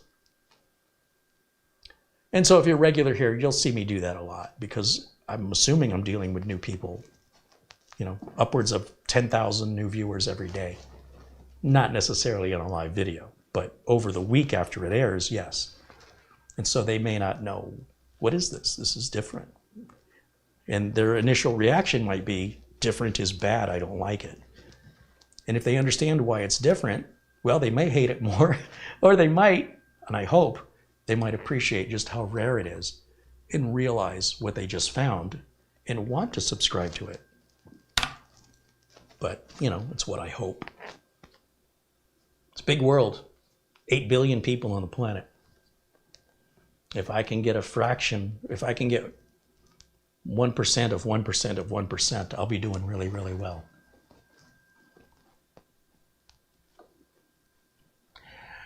Nev Well says, I love the ethos of your channel. So fair to all who want to be educated in a friendly place. And I am trying to keep it free. I'm trying.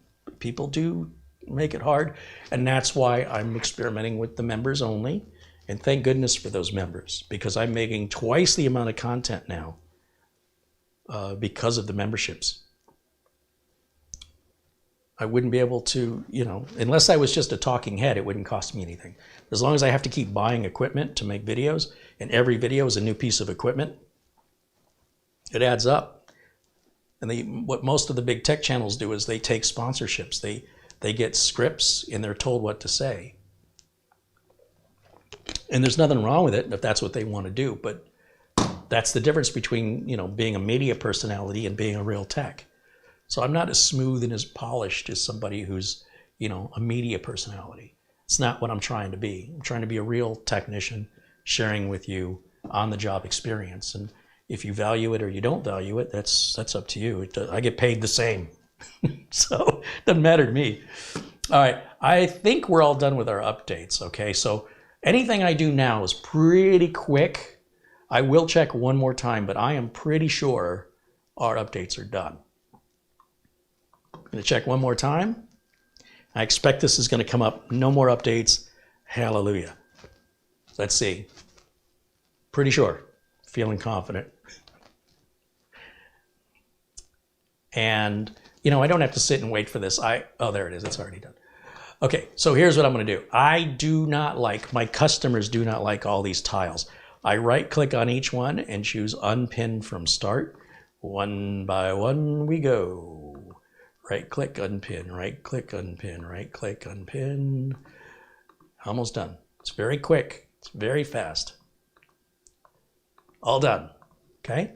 Now, this email icon sometimes doesn't work with other email services, and people use it, and you can't reply to people who use it, who use other email services. So I unpin that so they don't see it, and I unpin the Microsoft Store. These are available elsewhere. My customers want it kind of looking like Windows 7 or Windows XP. I'm going to go back in the control panel. I'm going to take out the applications my customers universally do not want. That's going to be Groove Music. They don't want that. I don't need to wait. I can move to the next one. We don't want Mixed Reality Portal. We don't want movies and TV. See how little these are? These really aren't taking up. This is kilobytes, 8 kilobytes. It's super tiny. This is a Office sales thing. That's not the real Office. That's where they're trying to get you to buy it. So we take that out. We don't want Skype. If somebody wants Skype, they can go to Skype and download Skype. It's free. We don't want this Xbox thing over here. We uninstall it. The Xbox Game Bar you cannot uninstall, but Xbox Live we can uninstall. Look how fast those came out. That is not bloatware. Okay? We're not really freeing up any resources. Well, we are, but they're so tiny little crumbs, who cares? It's just really getting rid of the annoyances or the potential support calls. Any of those can be added back by just going to Apps and Features. Where's it at?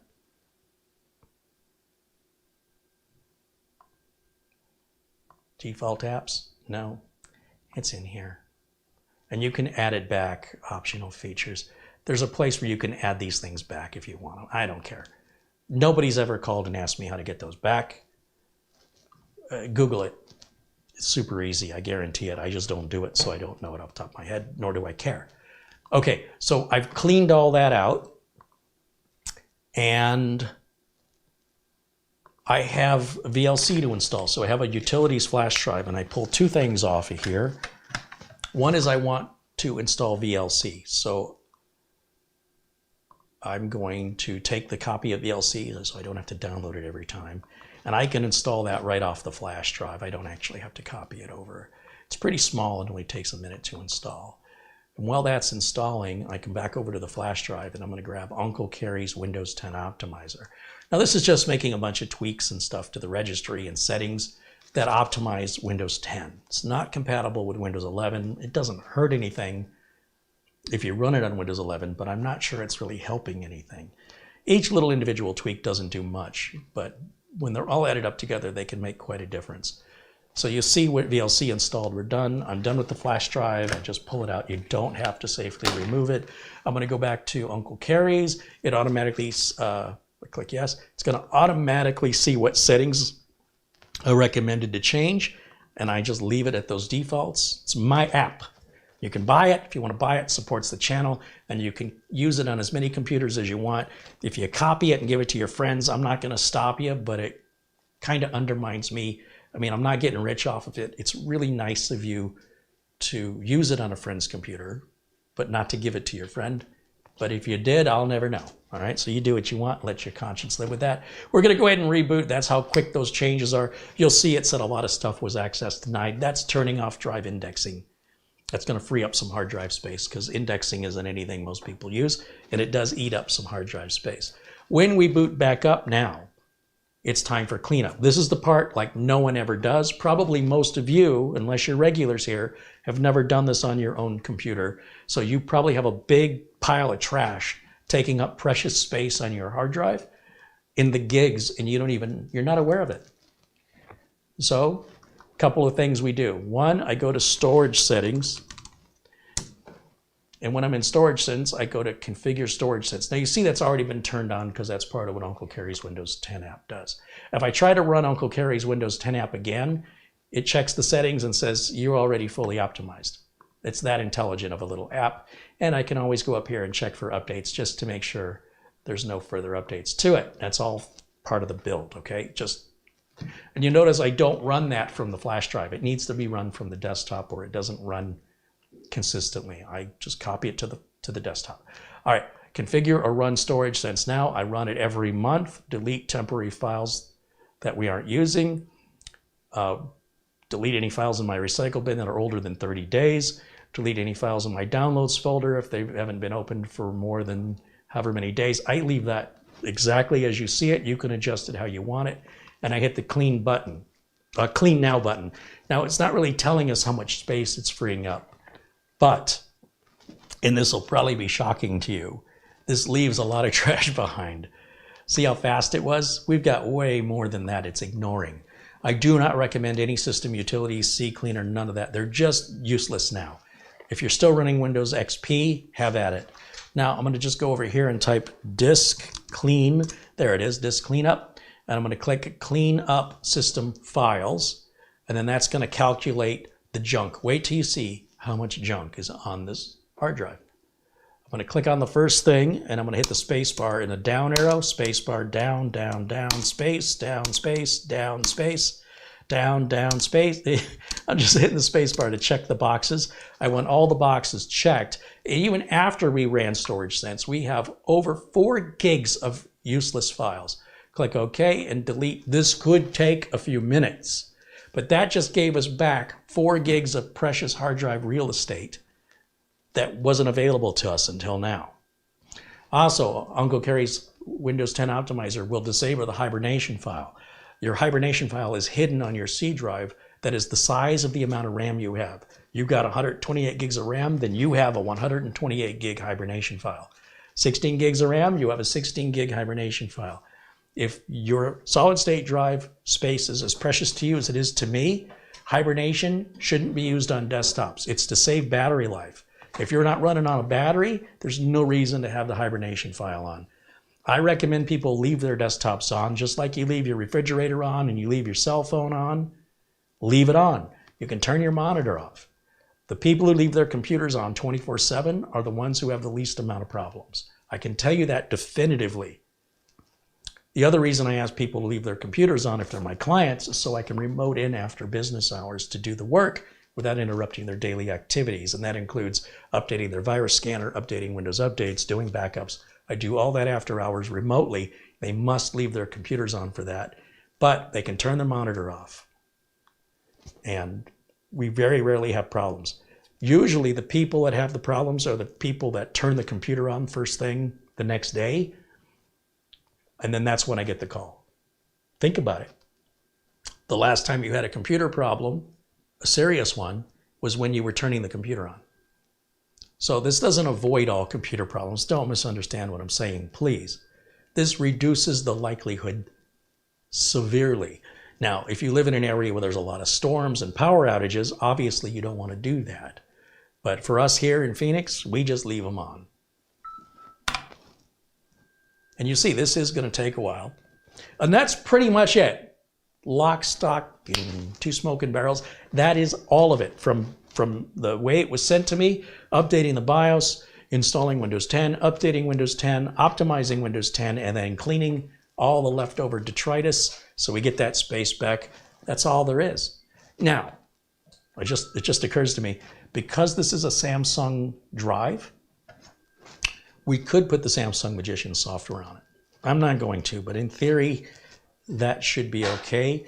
And we could check for a firmware update on the drive, but that's unique to Samsung. It's not, these normally don't have these kind of drives in there.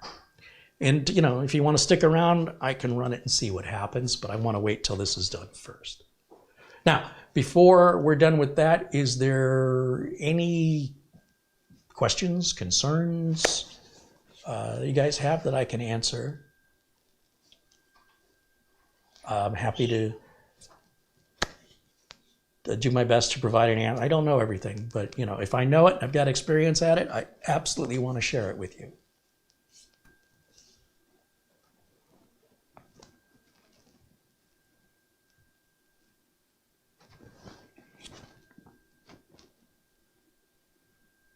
Oh, and I also want to show you that Windows has automatically activated itself, even though we never entered a product key, because on these system integrator builds, they're in the BIOS. All the key information's in the BIOS.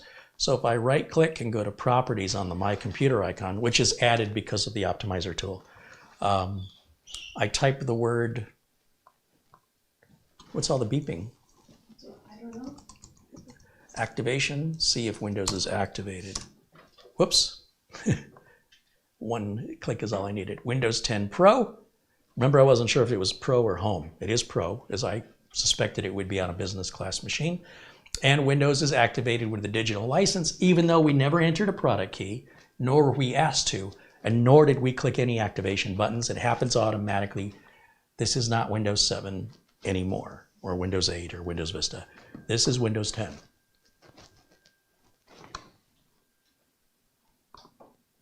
And we're still running there. All right, let me see what all the beeping is about. Maybe the kitties have come around. We have some feral cats.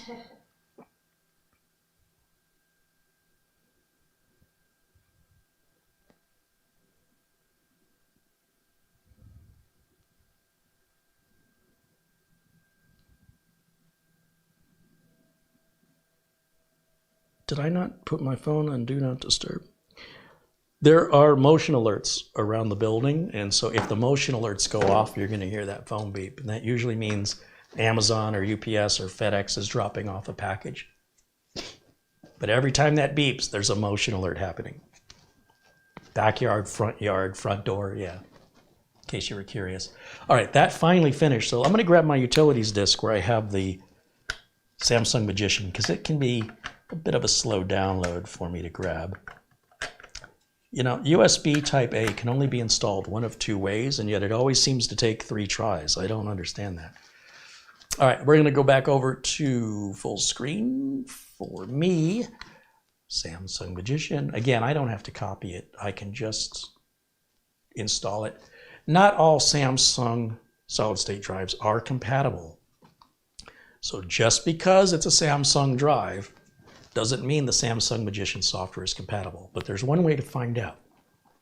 You can research it for 20 minutes, or you can just install the software, and if it doesn't recognize your drive, you can uninstall the software. So, you know, choose your poison, but I personally prefer real-world responses to simulations and research because lives are not at stake, and I'm in a hurry. And if I thought for a minute it wasn't going to work, I wouldn't waste my time. I suspect this is going to work. If I'm wrong, I'm going to go back in the control panel and I'm going to uninstall it. And it'll take less time for me to do that, likely, than it will for me to Google the model of the drive, figure out what model of drive I have, Google and look up which Samsung Magician drives are compatible. I don't have time for that. I just can't be bothered, man. I am dealing on such a massive scale. It's not like I just have this one computer. I have to keep re-emphasizing that to my viewers because I think they keep forgetting. What's the big deal? The big deal is I got 19 more of these to do. And that's not my only work, okay? I've got other things waiting. These are just giveaways. All right, so in just a minute, we'll have our answer. And it didn't require really any effort. That's the other thing I'm a big fan of. Let the machine do the work. Work smarter, not harder. That's what I'm saying. Let's see what happens here. Samsung Magician software comes up.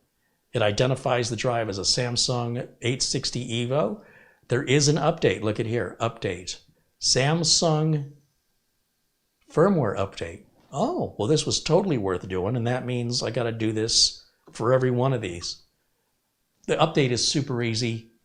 There's no worry. They'll say you should back up your data. Well, you should have your data backed up regardless, but I've never lost data as a result. Uh-oh. Oh, okay. Your computer will shut down after updating firmware in 20 seconds. Please save all of your work. Yeah, you don't want to be in the middle of something when you do this, right? All your apps need to be closed. Do you want to continue? Yes, I do. This is fast. The reason it has to shut off is when it puts new firmware on the drive, your BIOS and Windows think it's a completely different drive. They're not the brightest, okay? So it's like, it'd be like if I said to you, my name is Greg, even though you know my name is Carrie. If I just turned around and said, okay, I've got a different shirt on, my name is Greg. That's how Windows and BIOSes identify drives, is through the firmware. If you change the firmware, it has no idea who you are. So you may see Windows pop up, and sometimes you'll see it says new drive detected. It will not affect your Windows activation. That's affected by your motherboard. Your Windows activation is tied to your motherboard. So when this machine is now powered off, it will not turn back on. it has to completely shut off as though you've pulled the drive out, put a different drive in. When you turn it on, well, I guess I don't need that anymore. When you turn the computer back on, the BIOS goes, oh, there's this new drive. Doesn't make a big deal about it. It's silent. Windows will come up. It shouldn't make a big deal about it.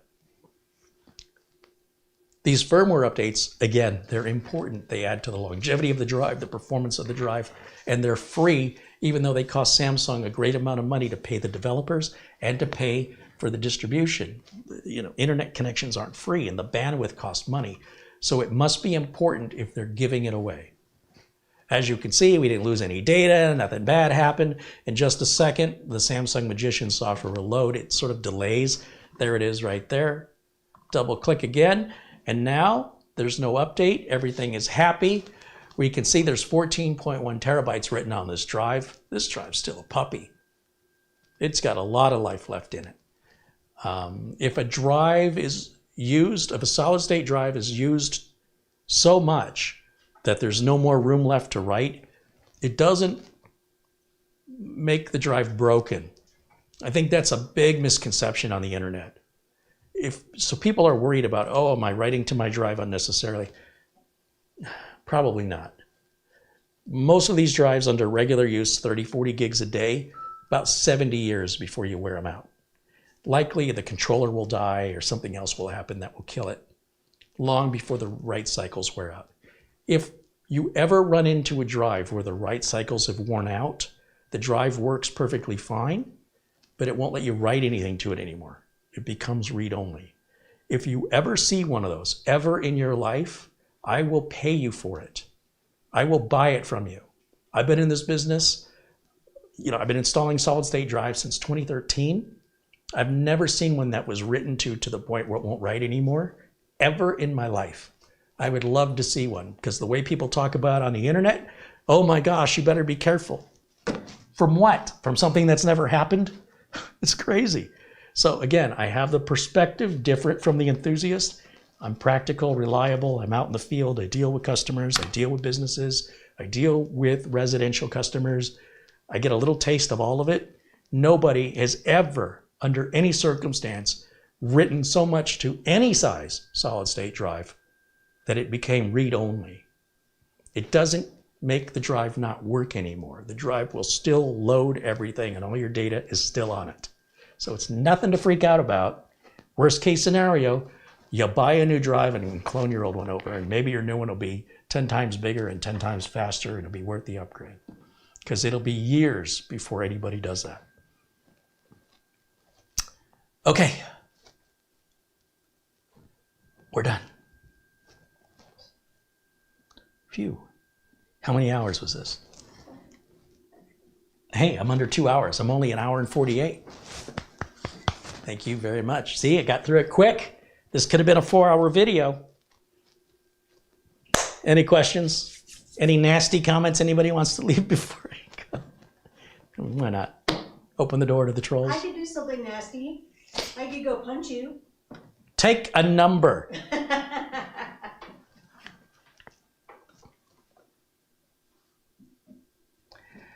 SM90 says, if you've got so many PCs to work on, you should write a script. I don't have time to write a script. And all the PCs are, a couple of them are the same, but I can't tell you which ones are the same and which ones are different without getting into all the nitty gritty of all the details. Like these have Samsung drives. Some of them have Wi-Fi, some of them don't. If I were gonna do, 20 a day, then a script would be worth my investment of time. But every time there's a Windows update, it has to be added to the script. I'll spend more time on the script than I'll get any work done. So if I'm getting paid by the hour and the employee wants to, or the employer wants to pay me to write a script for them,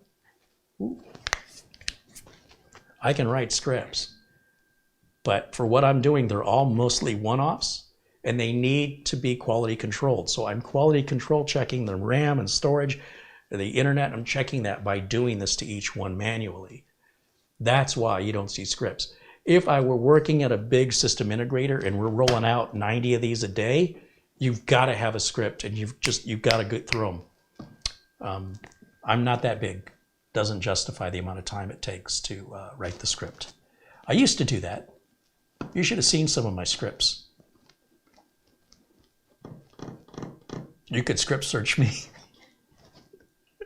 Just saying, they're out there somewhere in the cloud. If you ever need to install Windows XP, those were the days. Ron says hello. Hi, Ron.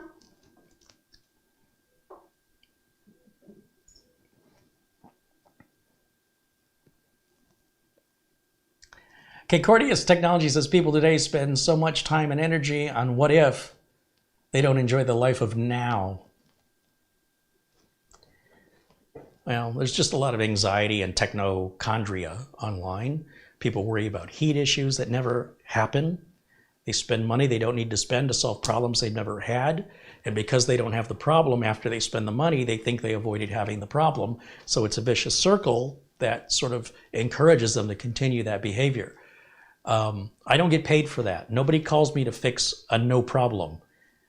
Nobody calls me and says, hey, I think my computer's running a little hot. Well, actually they do. If you touch the computer and it feels unusually warm, I've gotten those calls like 3 times in the last 12 or 15 years. And it was because in almost all cases, we had the power supplies mounted at the top of the tower and the fan stopped spinning in the power supply and the top of the tower got really, really warm. Had nothing to do with thermal paste or CPUs.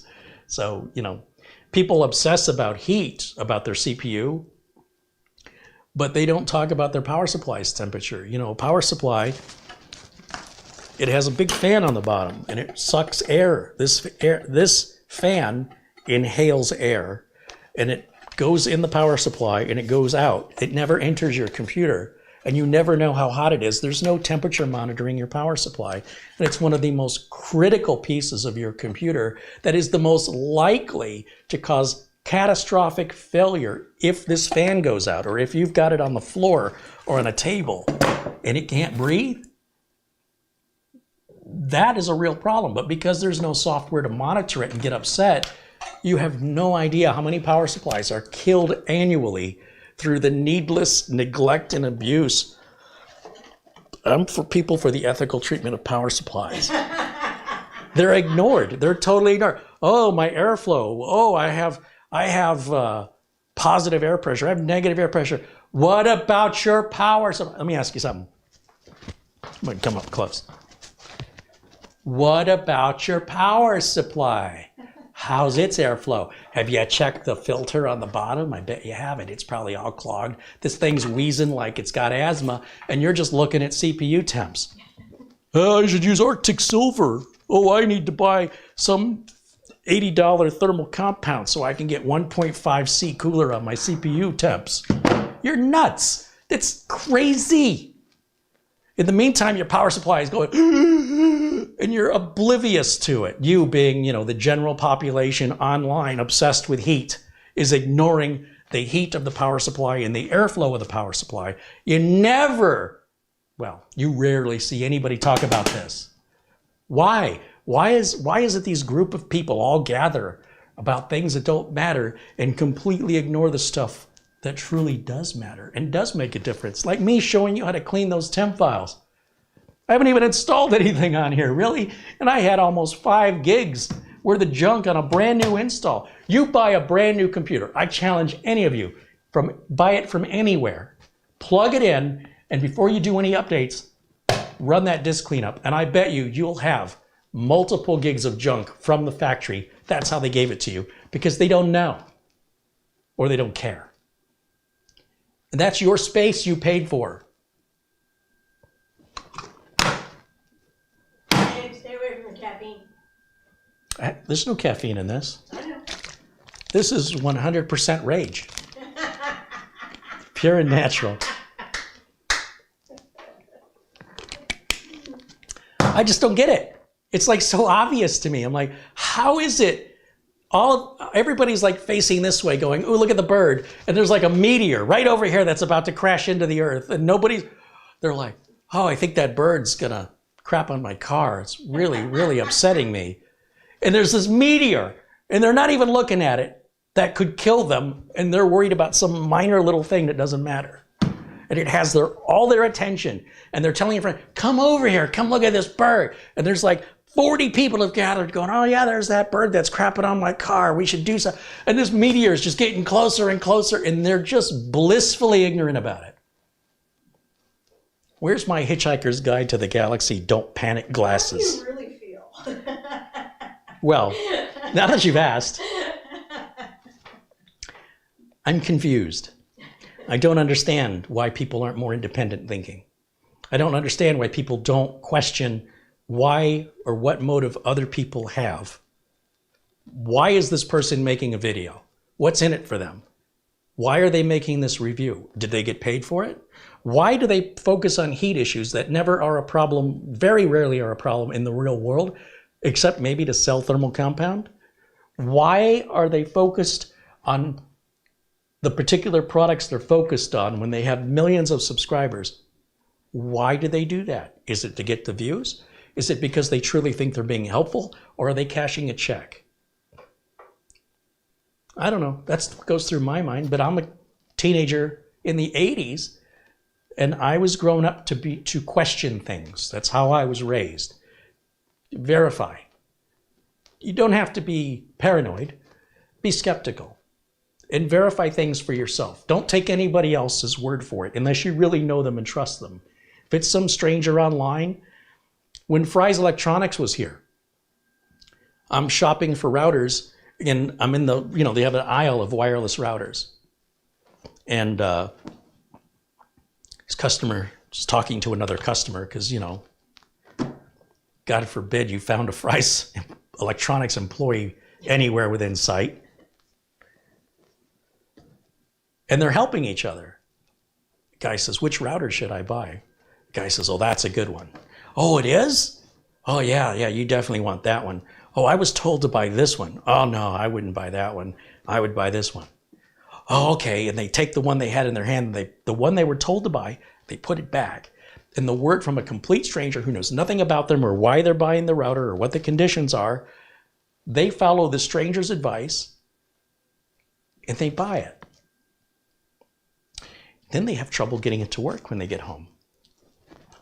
Ring, ring. Hello? Hi, Carrie. I got the router and it's not working like you said it would. Oh, you got the Netgear blah, blah, blah. No, I got a Linksys blah, blah, blah. Well, I didn't tell you to buy a Linksys. No, but this guy that was there at the store said it was better than the one you recommended. Well, then why don't you call the guy at the store and ask him how to fix it? Well, that's kind of nasty. Is it? I mean, if you're calling me and asking me for my advice, and I'm giving it to you and you're not taking it, and as a result of not taking it, you're calling me and asking me for my advice, this is a ride I'd like to get off. It's just going around in circles. We're both wasting our time. Well, that's rude. No, what's rude is calling and asking me for my advice and then not taking it. Why don't you call the person whose advice you took? Well, I don't know who they are. That's why you shouldn't have taken their advice. So if you want to take their advice, say, hey, let me get your name and number. So if I have any problems with this, I can call you. And see if you get their name and number. Now, if they do, go ahead and buy it. And if they don't, that's all you need to know about the value of that advice. That's a true story. It's not just happened once. I might have a little PTSD from it. Just a scotch. It's a little bit. It's really disrespectful. It's a waste of my time. I got other things to do.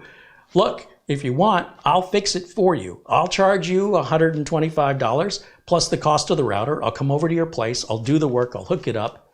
Or you can go buy the router at whatever it sells for, so there's no markup for me, and you can hook it up yourself, so there's no labor for me, and then you turn around and don't buy what I told you to buy, and it doesn't work, and you think I'm going to help you for free? You're out of your tree. Man, I got stuff to do. That's all I'm saying. I want to help people who want to be helped. I don't want to help people who essentially want me to do it for them, but they want me to do it for free, because that's essentially that's a very passive aggressive way of getting somebody to do something for you. And I don't have time. It's very disrespectful to me. And it's like, obviously, Any further discussion with this person is just going to lead to more of them not listening until I get so frustrated I go over there and do it myself. And they're going to say, well, I didn't hire you. You did that on your own, out of frustration. I don't have to pay you for that. No, I've been taken advantage of, and it happened because I allowed it. And it happened so many times that, you know, I'm a little sensitive. If I get is that somebody taking advantage? I get a whiff. No.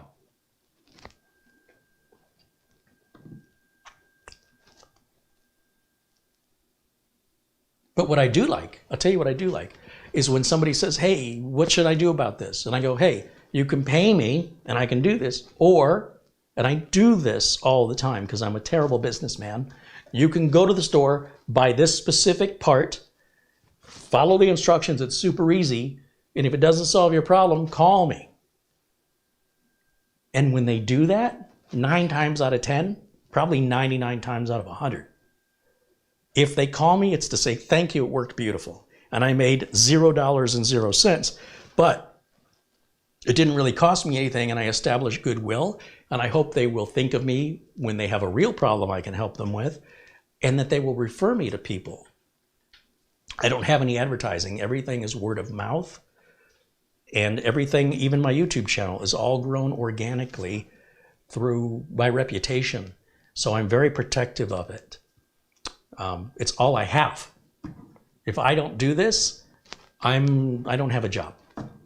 So if you wonder why everything is so serious, my life, the quality of my life, my ability to pay my bills rests on it. And once it's soured, it's very difficult to get it back. To re-earn people's trust is almost impossible.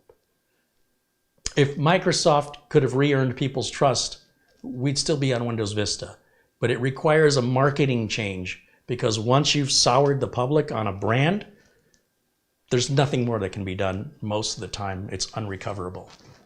So I think Elon Musk said that running a business, you're just going day to day trying to keep it alive. Every day it can die. When you're an employee and you're working for an employer, you don't have that problem. You have a fixed salary. You might have medical and vacation, benefits. But you can also be laid off at any given time. Someone else decides how much you're worth. They tell you how to dress, what time to be here, what time to go home. I don't like that. So there's a trade, which I'm okay with. But I have to protect it because it affects nobody but me. If I allow somebody to damage my brand, I'm the one who'll pay, and I will pay indefinitely. So yeah, it's pretty serious, given I don't have multiple talents in this regard. I'm not going to switch careers and suddenly I'm a roofer. I don't think. I mean, I could. You're a squirrel. I could totally do it. You're totally a squirrel.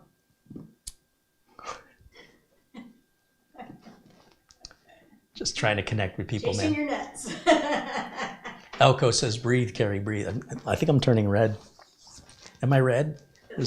Yeah, getting worked up. Blood pressure's up.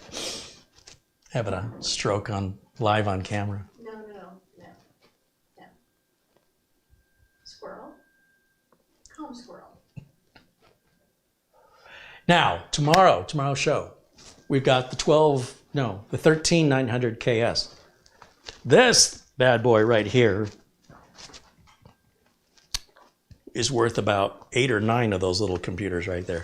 Just this one part. This is the fastest chip you can buy from Intel on the consumer side of things. 6,000 megahertz. 6 gigahertz is what we say. 6,000 megahertz sounds bigger. It's in there. Little chip. Needs a motherboard, needs RAM, needs a case, needs a power supply, needs storage. We're going to be spending a lot of money. Beautiful thumbnail. Yes, Camera Girl made the thumbnail that we're going to use, which is, she didn't make today's thumbnail. I just grabbed that. But most of the thumbnails you see that look artfully done are not done by me. So credit to Camera Girl for her talents in Photoshop. No, Canva. Canva. A lot of YouTube content creators use Canva. Yeah, it works good. I can't be bothered. I sit around I'm a perfectionist. I will play with a thumbnail for 17 hours. Just move that a smidge to the right. She knows because I'll tell her, can you flip this the other way? Can you move that to the other corner? Can you change the background color? And she smiles and says, can do.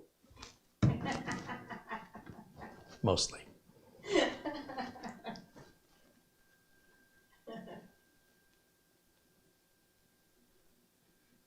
Are we 2 hours yet? Oh, we're a little over 2 hours. Final questions. I'm going to give you a chance. Are you brave enough to ask me a question? I'm really nice. I highly suggest you don't. I want them to ask questions, though. As long as it's not something I just said. That's just really annoying. Here's how you do this. Hey, how do you do that? Why don't you rewind the video when I just explained? That's the kind of question I don't like. But other than that, I appreciate people that ask sincere questions and want to learn. SM90 says, my OCD pushed that CPU off the edge. It looks like it could easily fall off. Well, here's the thing. This could fall off and it wouldn't hurt it. I could throw this across the room. It's not going to hurt it. Let me show you something. Do you see the way that this is packed? It's almost packed like a hard drive. It's got this plastic here, and then it's got this case. And the CPU is about this big, and it's inside. And in the case, it's protected in the case, and the case is protected in the package. And then the package is protected, of course, by itself to withstand the rigors of shipping and distribution. So this can fall. I could throw this off the roof. It is not at all going to cause it any harm. So if it did fall, and it won't, but if it did, it honestly won't change anything. There's no moving parts in here. So there's really nothing to damage. It's okay. This stuff isn't made of, it is made of silicon, but it's not made of glass.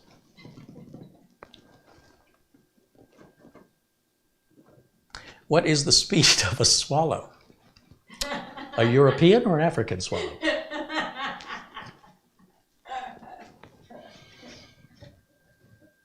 An African swallow flaps its wings how many times per second? I don't remember the answer.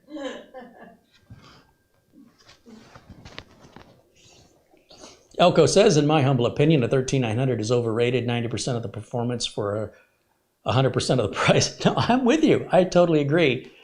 But that'll probably get me more views. So what are you going to do?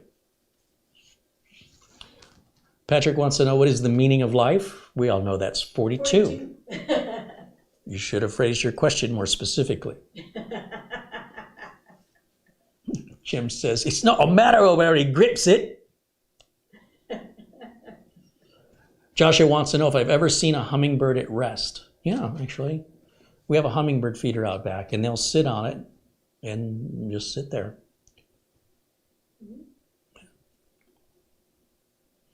There's videos here on YouTube, and I'm sure they meant that as a joke, question. But if you look on YouTube, there are people that have stood really still, and they have little hummingbird feeders on there. You can buy little hummingbird feeders on Amazon that fit on your fingertips. And if you stand really still and you're patient, the hummingbirds will come to you if you're in an area with hummingbirds. I don't think I have to say that. And they will start to gain your trust, and they will stop flapping their wings and use your fingers as little perches. It's pretty darn cool to see, and you can see them here on YouTube. It's pretty inspiring.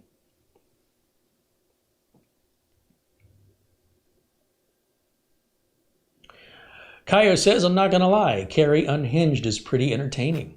Maybe we should retitle the video. We totally should. Just get a hinge and a picture of me.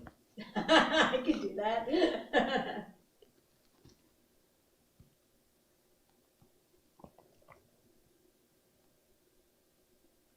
Watching the hummingbirds chase each other is crazy. We have this feral cat. I was looking out the window, and the cat was stalking a butterfly. I wanted to get the camera out and film it. It was cute.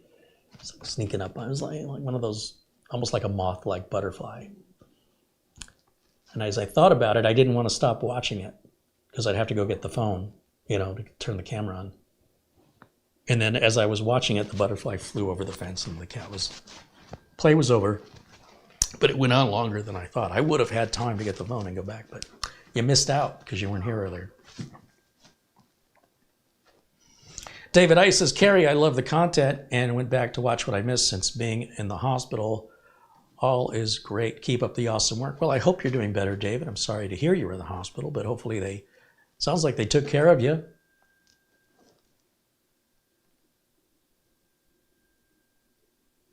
Sarge Tech says he's got a hummingbird feeder, and it's so nice seeing them almost that time of year again. We get them all year round here. Yeah. My father calls them humming pigs because he has to keep refilling the hummingbird feeder quite often. So they're humming pigs because of how quickly they go through the nectar. What is it? Nectar. Sugar water? Pretty much. I might be part hummingbird. Look at all the Gatorade. That's your hummingbird water. Do they growl if you try and take it away? I know you do.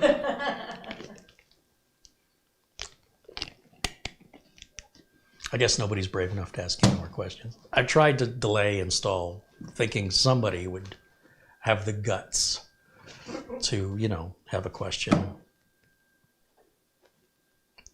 They're afraid to ask because my answers are very forceful. They're not insulting. They're forceful, but not in a bad way. Kind of like a drill instructor or a coach. Give me 10 more. You can do it.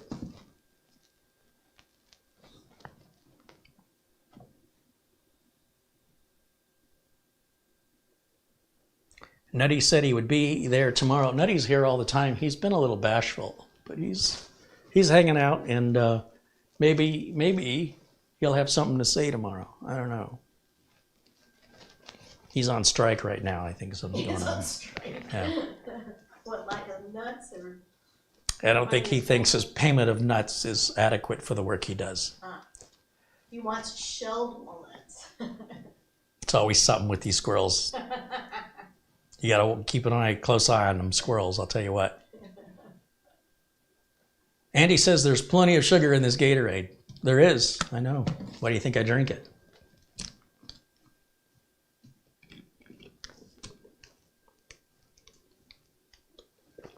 Patrick Manny says he's tired of working for peanuts. Peanuts? This guy gets hazelnuts. You have any idea how much those are a pound?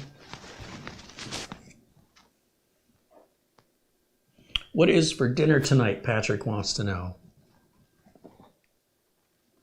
Well, look at me. Are you not eating? Healthy. Are you fasting? Low carb, sugar free. Low carb, sugar free. Vegan. And vegan. So soil?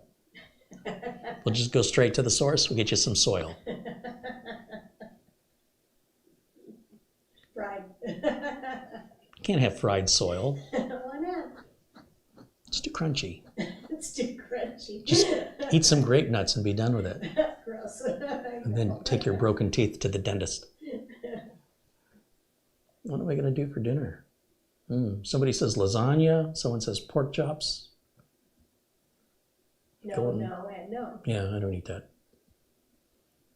Sarge Tech said Filberts are $6.99 a pound from nuts.com. Oh, I love nuts.com. Yeah, they have a lot of stuff. It's nuts. Not just nuts. Totally nuts. They also sell almond flour, pistachio flour. They sell a whole bunch of things that I wasn't able to get usually in the market. John F. wants to know if I can delete all the versions of Visual C++. There are about 10 of them. I wouldn't if I were you. You may have multiple applications that need different versions. So if you did like an Acronis system image and then uninstalled one of them and then give it about a month, and if you don't notice any adverse effects, then rinse and repeat.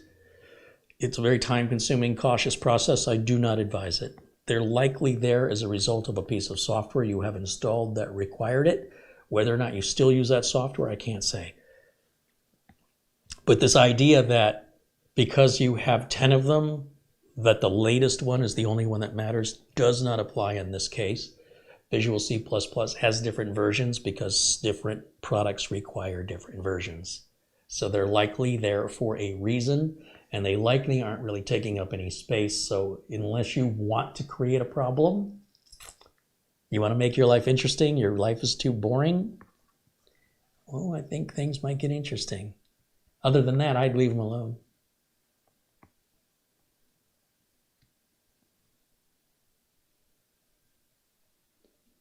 He says, okay, thanks. See, that wasn't so bad, was it? He asked a question. I was honest. Didn't bite his hand off or anything. Tim Soul with a $10 Super Chat contribution. Thank you, Tim. Hey, if you think I just hang out like this, you think more Super Chats will come in? Then I can take you to Red Lobster. No. Oh, that's no. low carb, sugar-free. No. It's sugar-free, No. sugar-free lobster. No. How about Beyond Lobster? No. Impossible Lobster? Impossible Lobster. Pepsi Crab. Mint Pringles. Peeps Soup. Cauliflower pasta. It's always in stock. Pandemic or not, we will always have it in stock. Dasani water. Less sodium. I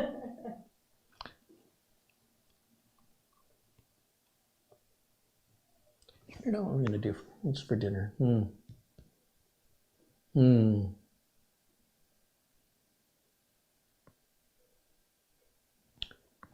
don't know. I haven't really thought about it. I probably need to eat today at some point. Beef jerky and Doritos? Gross.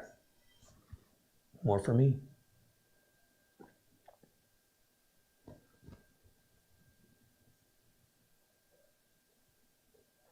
John F. contributed $5 in Super Chat. He says, thanks again from a fellow Michigander. See, I knew there was something about that guy I liked. I knew it. Thank you, John. At least his name isn't John R. If you're from Detroit, you'll get that. Mark Gaines, who joins us all the way from the UK, contributes £10. He's a frequent contributor. Thank you, Mark. Always good to see you. Cheers, I should say. It's British. Or Irish. I can't remember. He's in the UK, though, so play it safe. Elko says it's way past dinner time for me at 2 a.m. That's prime eating time. That's time to break out the Cheez-Its.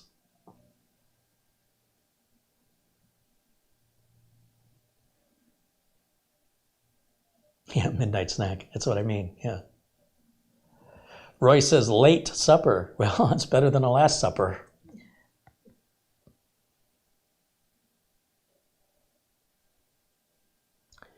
So the links, getting back to the subject, the links on the video, you'll see one is sold out, but they'll probably get more in. And then there's another version. So remember I said I had about 20 of these to do. You can't write a script because they're mostly different. I just want to give you an example before I go, because it just occurred to me, the other one that arrived today kind of looks the same and it kind of looks different. So I'll give you an idea of the difference between them. As a reminder, here's what this one looks like. And here's what this other one looks like. Very similar, slightly different face, a lot of the same ports. This one is also all DisplayPort. Like I said, this is a changeable port. I've seen where these are HDMI on some models. And you notice this one doesn't have this up here. This one doesn't have a screw. Instead, it's got this latch. Again, it's a business machine.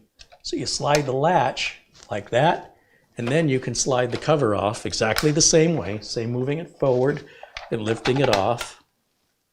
Oh, this has a mechanical drive in it. That's got to go. I didn't realize that when I ordered. Well, maybe I did. So you got to pay attention to the details in the eBay listing. Clearly, I wasn't paying attention because that means I have to switch this out.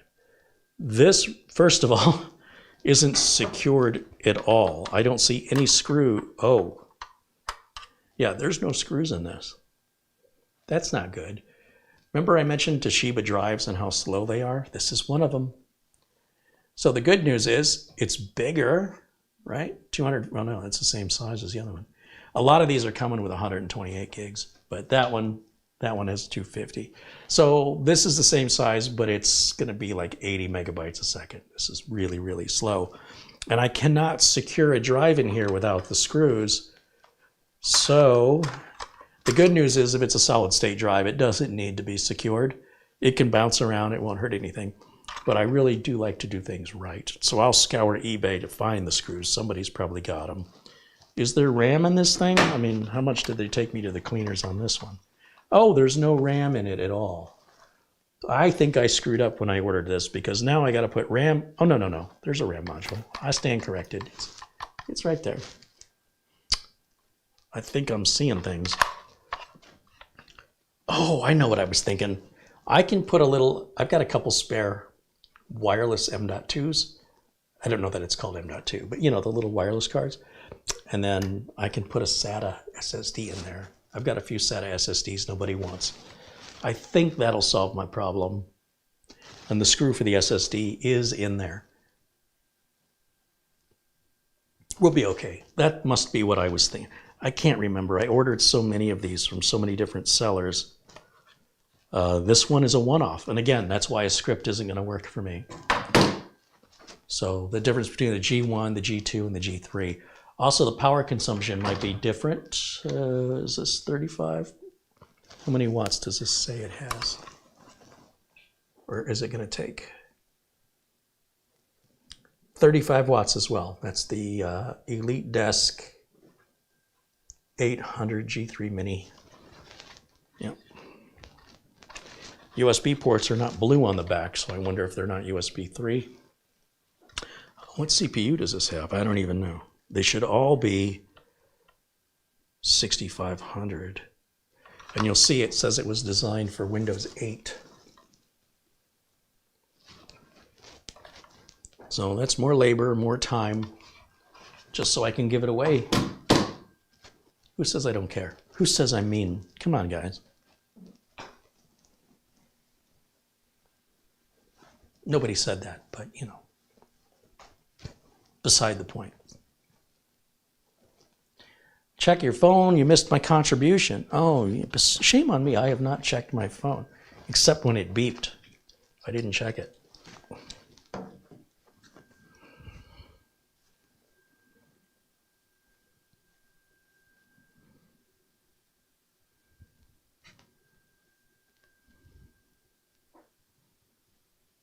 I don't see anything. I don't see anything.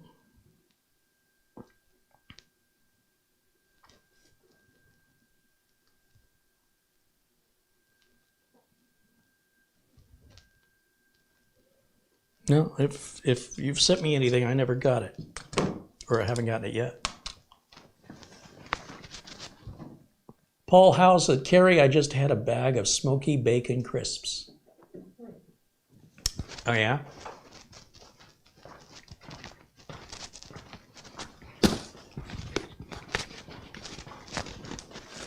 Me too. Smoky bacon crisps.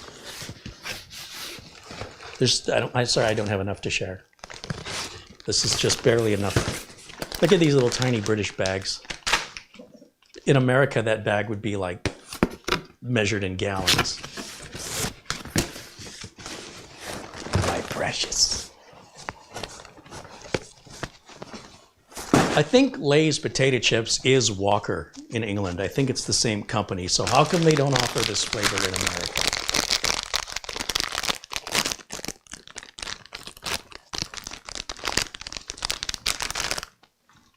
Should I do this right? Welcome to Report of the Week. No.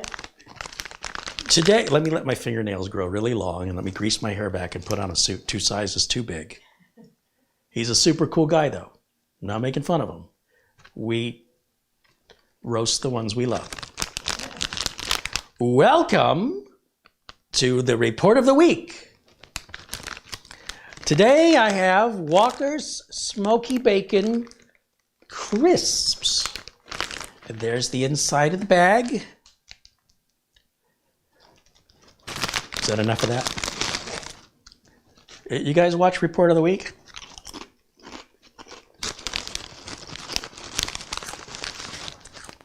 Guy's a genius.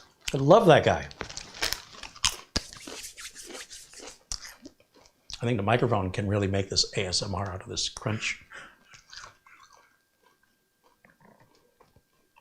That sound you're hearing happens all the time. All throughout the house.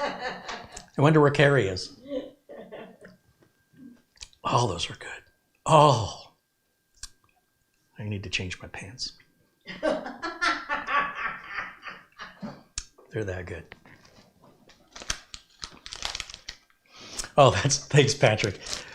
Welcome to Report of the Week Food Review. Pretty good. I got to look contemplative when I do this, like I've never had food before. What do you call this? A crisp?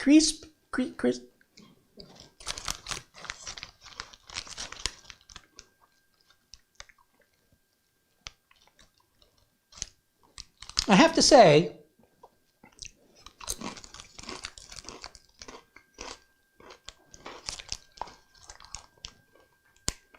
it's the best chip that ever existed. And Americans have no idea what they're missing. I may give up my citizenship and move to England just so I can have these every day. Or order them on Amazon.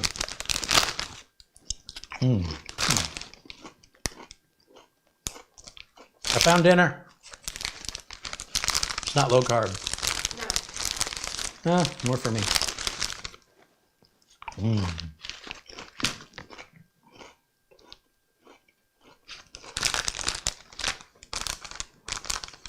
You want me to wrap it up? Yes. That's rude.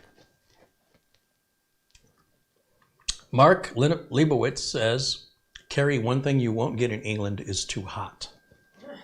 You believe that? I believe it, yeah. I don't know. I've been out in 40-degree weather, and I'm like, we don't need a jacket.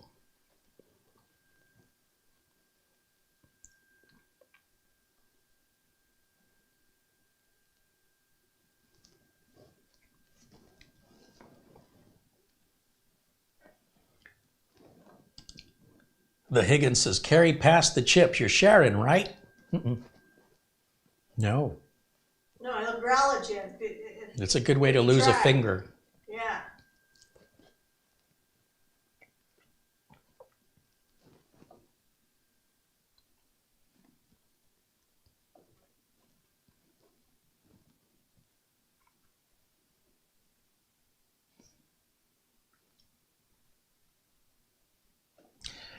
You know, I enjoy watching a lot of the music reaction videos. Camera Girl doesn't like that.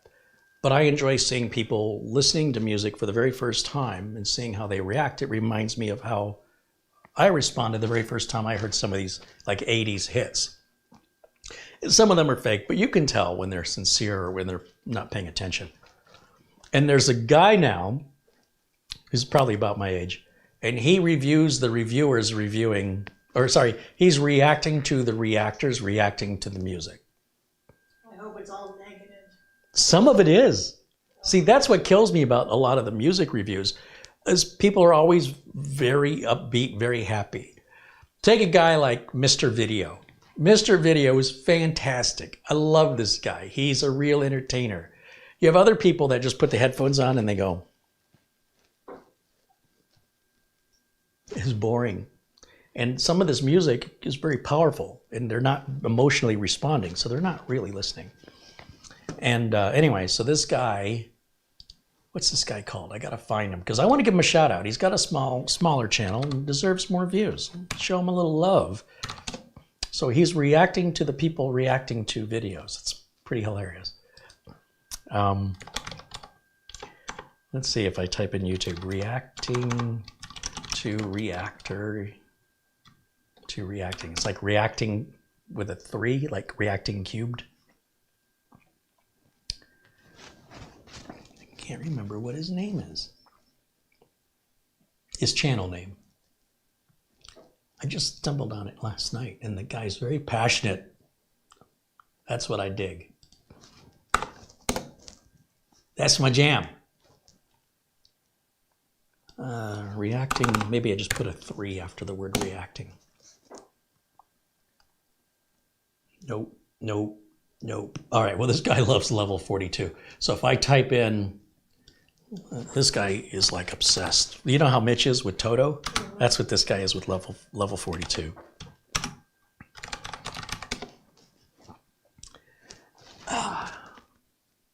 His name is Reacting to Reactors Reacting. That's his YouTube channel.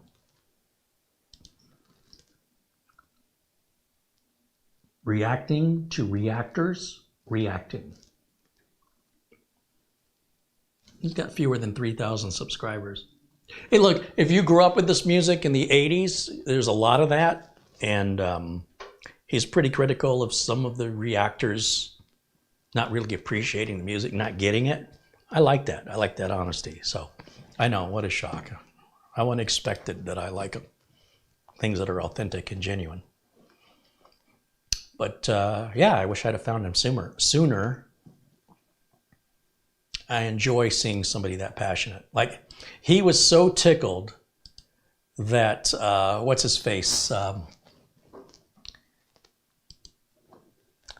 There's a Pulse 880 Radio, is it? Is that the guy's name?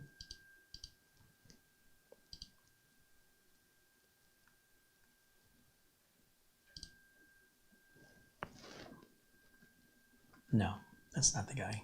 Where's the guy? Where's the guy? There's a guy who does music reaction videos. He's very popular. And he did a reaction video to Level 42's Something About You, and he couldn't believe it because that song isn't very well known outside of the 1980s. People never even heard of Level 42. And he was so excited to watch this big time, popular reviewer expose this song, this group really, that he loves so much, to a whole new audience, that he felt like he had Kleenex and he was wiping tears from his eyes, how happy he was that another generation of people who've never heard this got exposed to it, and so it lives on. That's real passion. You just don't see that every day. That's not it. If that guy's an actor, he should be in Hollywood and be making movies. They look like real tears to me, and he's not even part of the band. He's that big of a fan. Be like telling Mitch Toto broke up. You better get some Kleenex. Like, he's passionate. I love to see that. There's people showing their vulnerability online. It takes a lot of guts. I got a lot of respect for that. So in any event, when you're looking to squirrel away a few hours, just type in some of your favorite music in the past and type in the word reaction. And it's kind of addicting to see some people reacting with the enthusiasm that that song deserves. In any event, I guess that'll wrap it up. You want me to wrap it up? Yes, I do. Well, when the boss says you gotta go, you gotta go.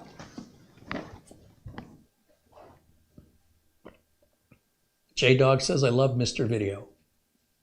Mr. Video was watching the Gorillaz song Dare, D-A-R-E. Hilarious. He did Fleetwood Mac, the song Dreams. And as soon as the song starts, it's, he's got headphones on. You can hear the acoustics. They're really ethereal. And he stops and he goes, look at my arm. Because he's got goosebumps. He goes, I've become a pickle. I'm a pickle. Yeah, when you're seeing somebody get goosebumps from a song that doesn't give me goosebumps anymore, but I remember it used to, that's really heartwarming. Mark Gaines contributes again 10 pounds. So yeah, I told you if I stayed on longer. I am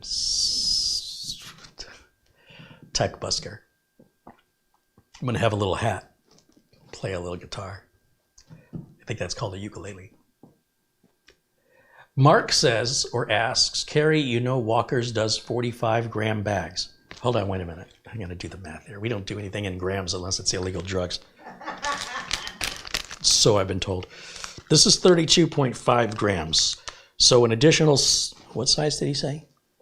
45 is 10.25 more grams, which is approximately 1/3 of this bag. So the bag will be that much, really? Come on, Mark. He doesn't know American sizes. I need a bag.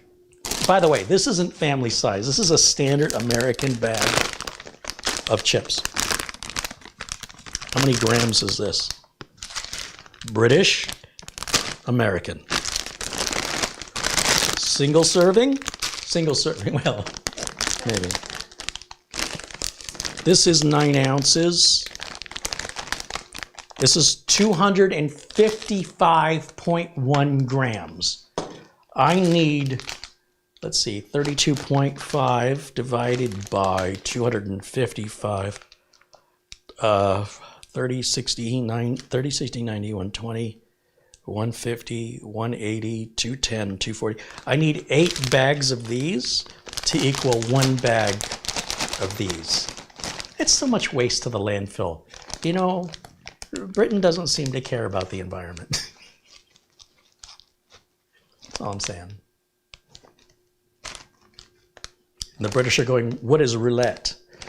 Roulette is a mixture of chips that are traditional nacho cheese flavored Doritos combined with spicy nacho cheese flavored Doritos combined with extra spicy nacho cheese flavored Doritos, all mixed up in the bag, so it's a bit of roulette. Some chips are hot, some chips are not. Why'd you get Doritos as a sponsor? I probably owe them money though.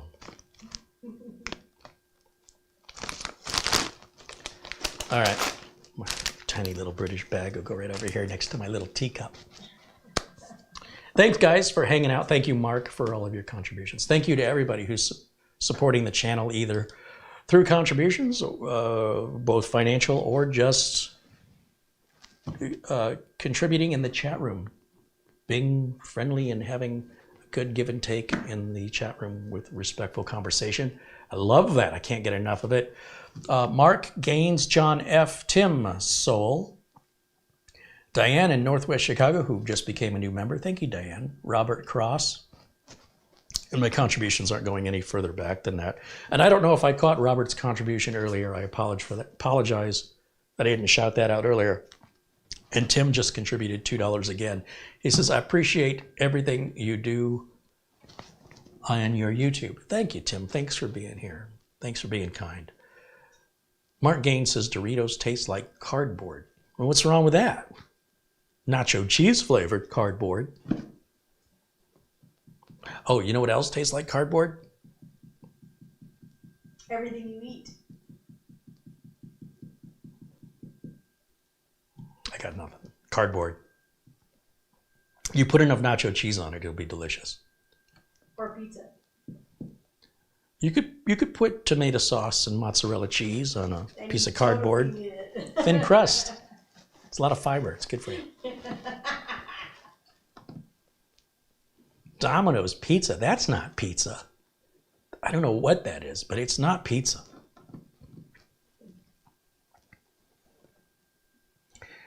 The Higgins says Doritos Roulette are chips that fell on the floor with other flavors and they were too lazy to separate them out.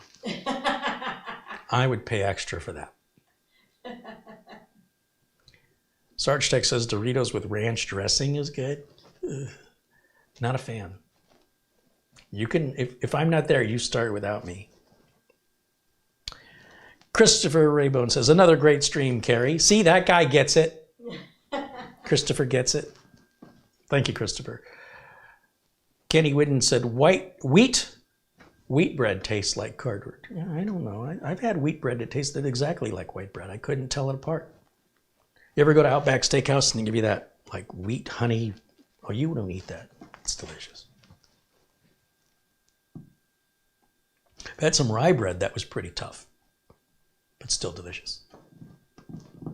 I don't know. I guess I like cardboard. Maybe that's what it just is. Yeah.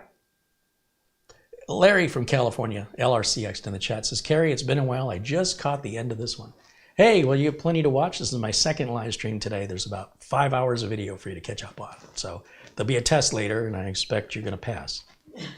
Thanks for hanging in. Thanks for stopping by. I will see you all again very, very soon. Tomorrow, as a matter of fact, at 1 o'clock Pacific time, Mitch Morrison will join me. We'll put Camera Girl to work. We're going to build the 13900KS. Watch me waste my money. I hope you'll join me as we put together a system that guzzles power like in 1960s muscle car. Like gas isn't, there's just, it's a resource, what's the word?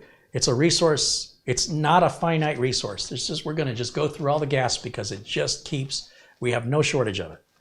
Well, that's what Intel has done with this chip. They've just cranked everything to 11. They're sucking up all the power. It's a bear to keep it cool. I'm probably gonna see my power meter spin when I turn it on, but it's fast, just like an old school muscle car. It'll put your foot to the floor, you can watch your gas gauge drop, but it's fast. Yeah, pretty stupid build, but that's what I'm gonna do tomorrow because I want the views.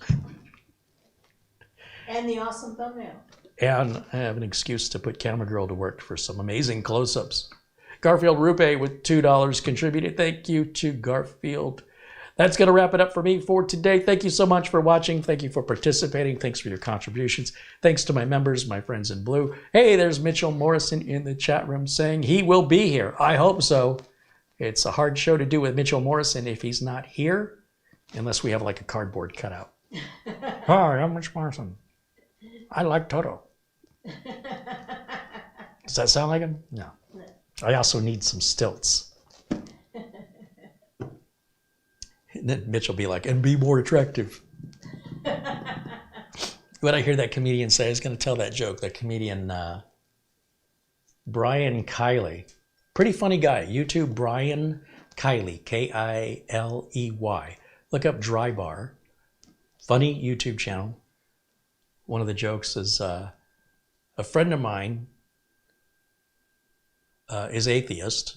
He says, I don't know what his religion is, but he's, his friend says, how can you believe in God?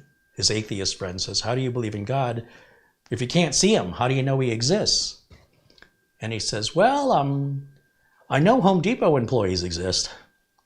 I never see them either.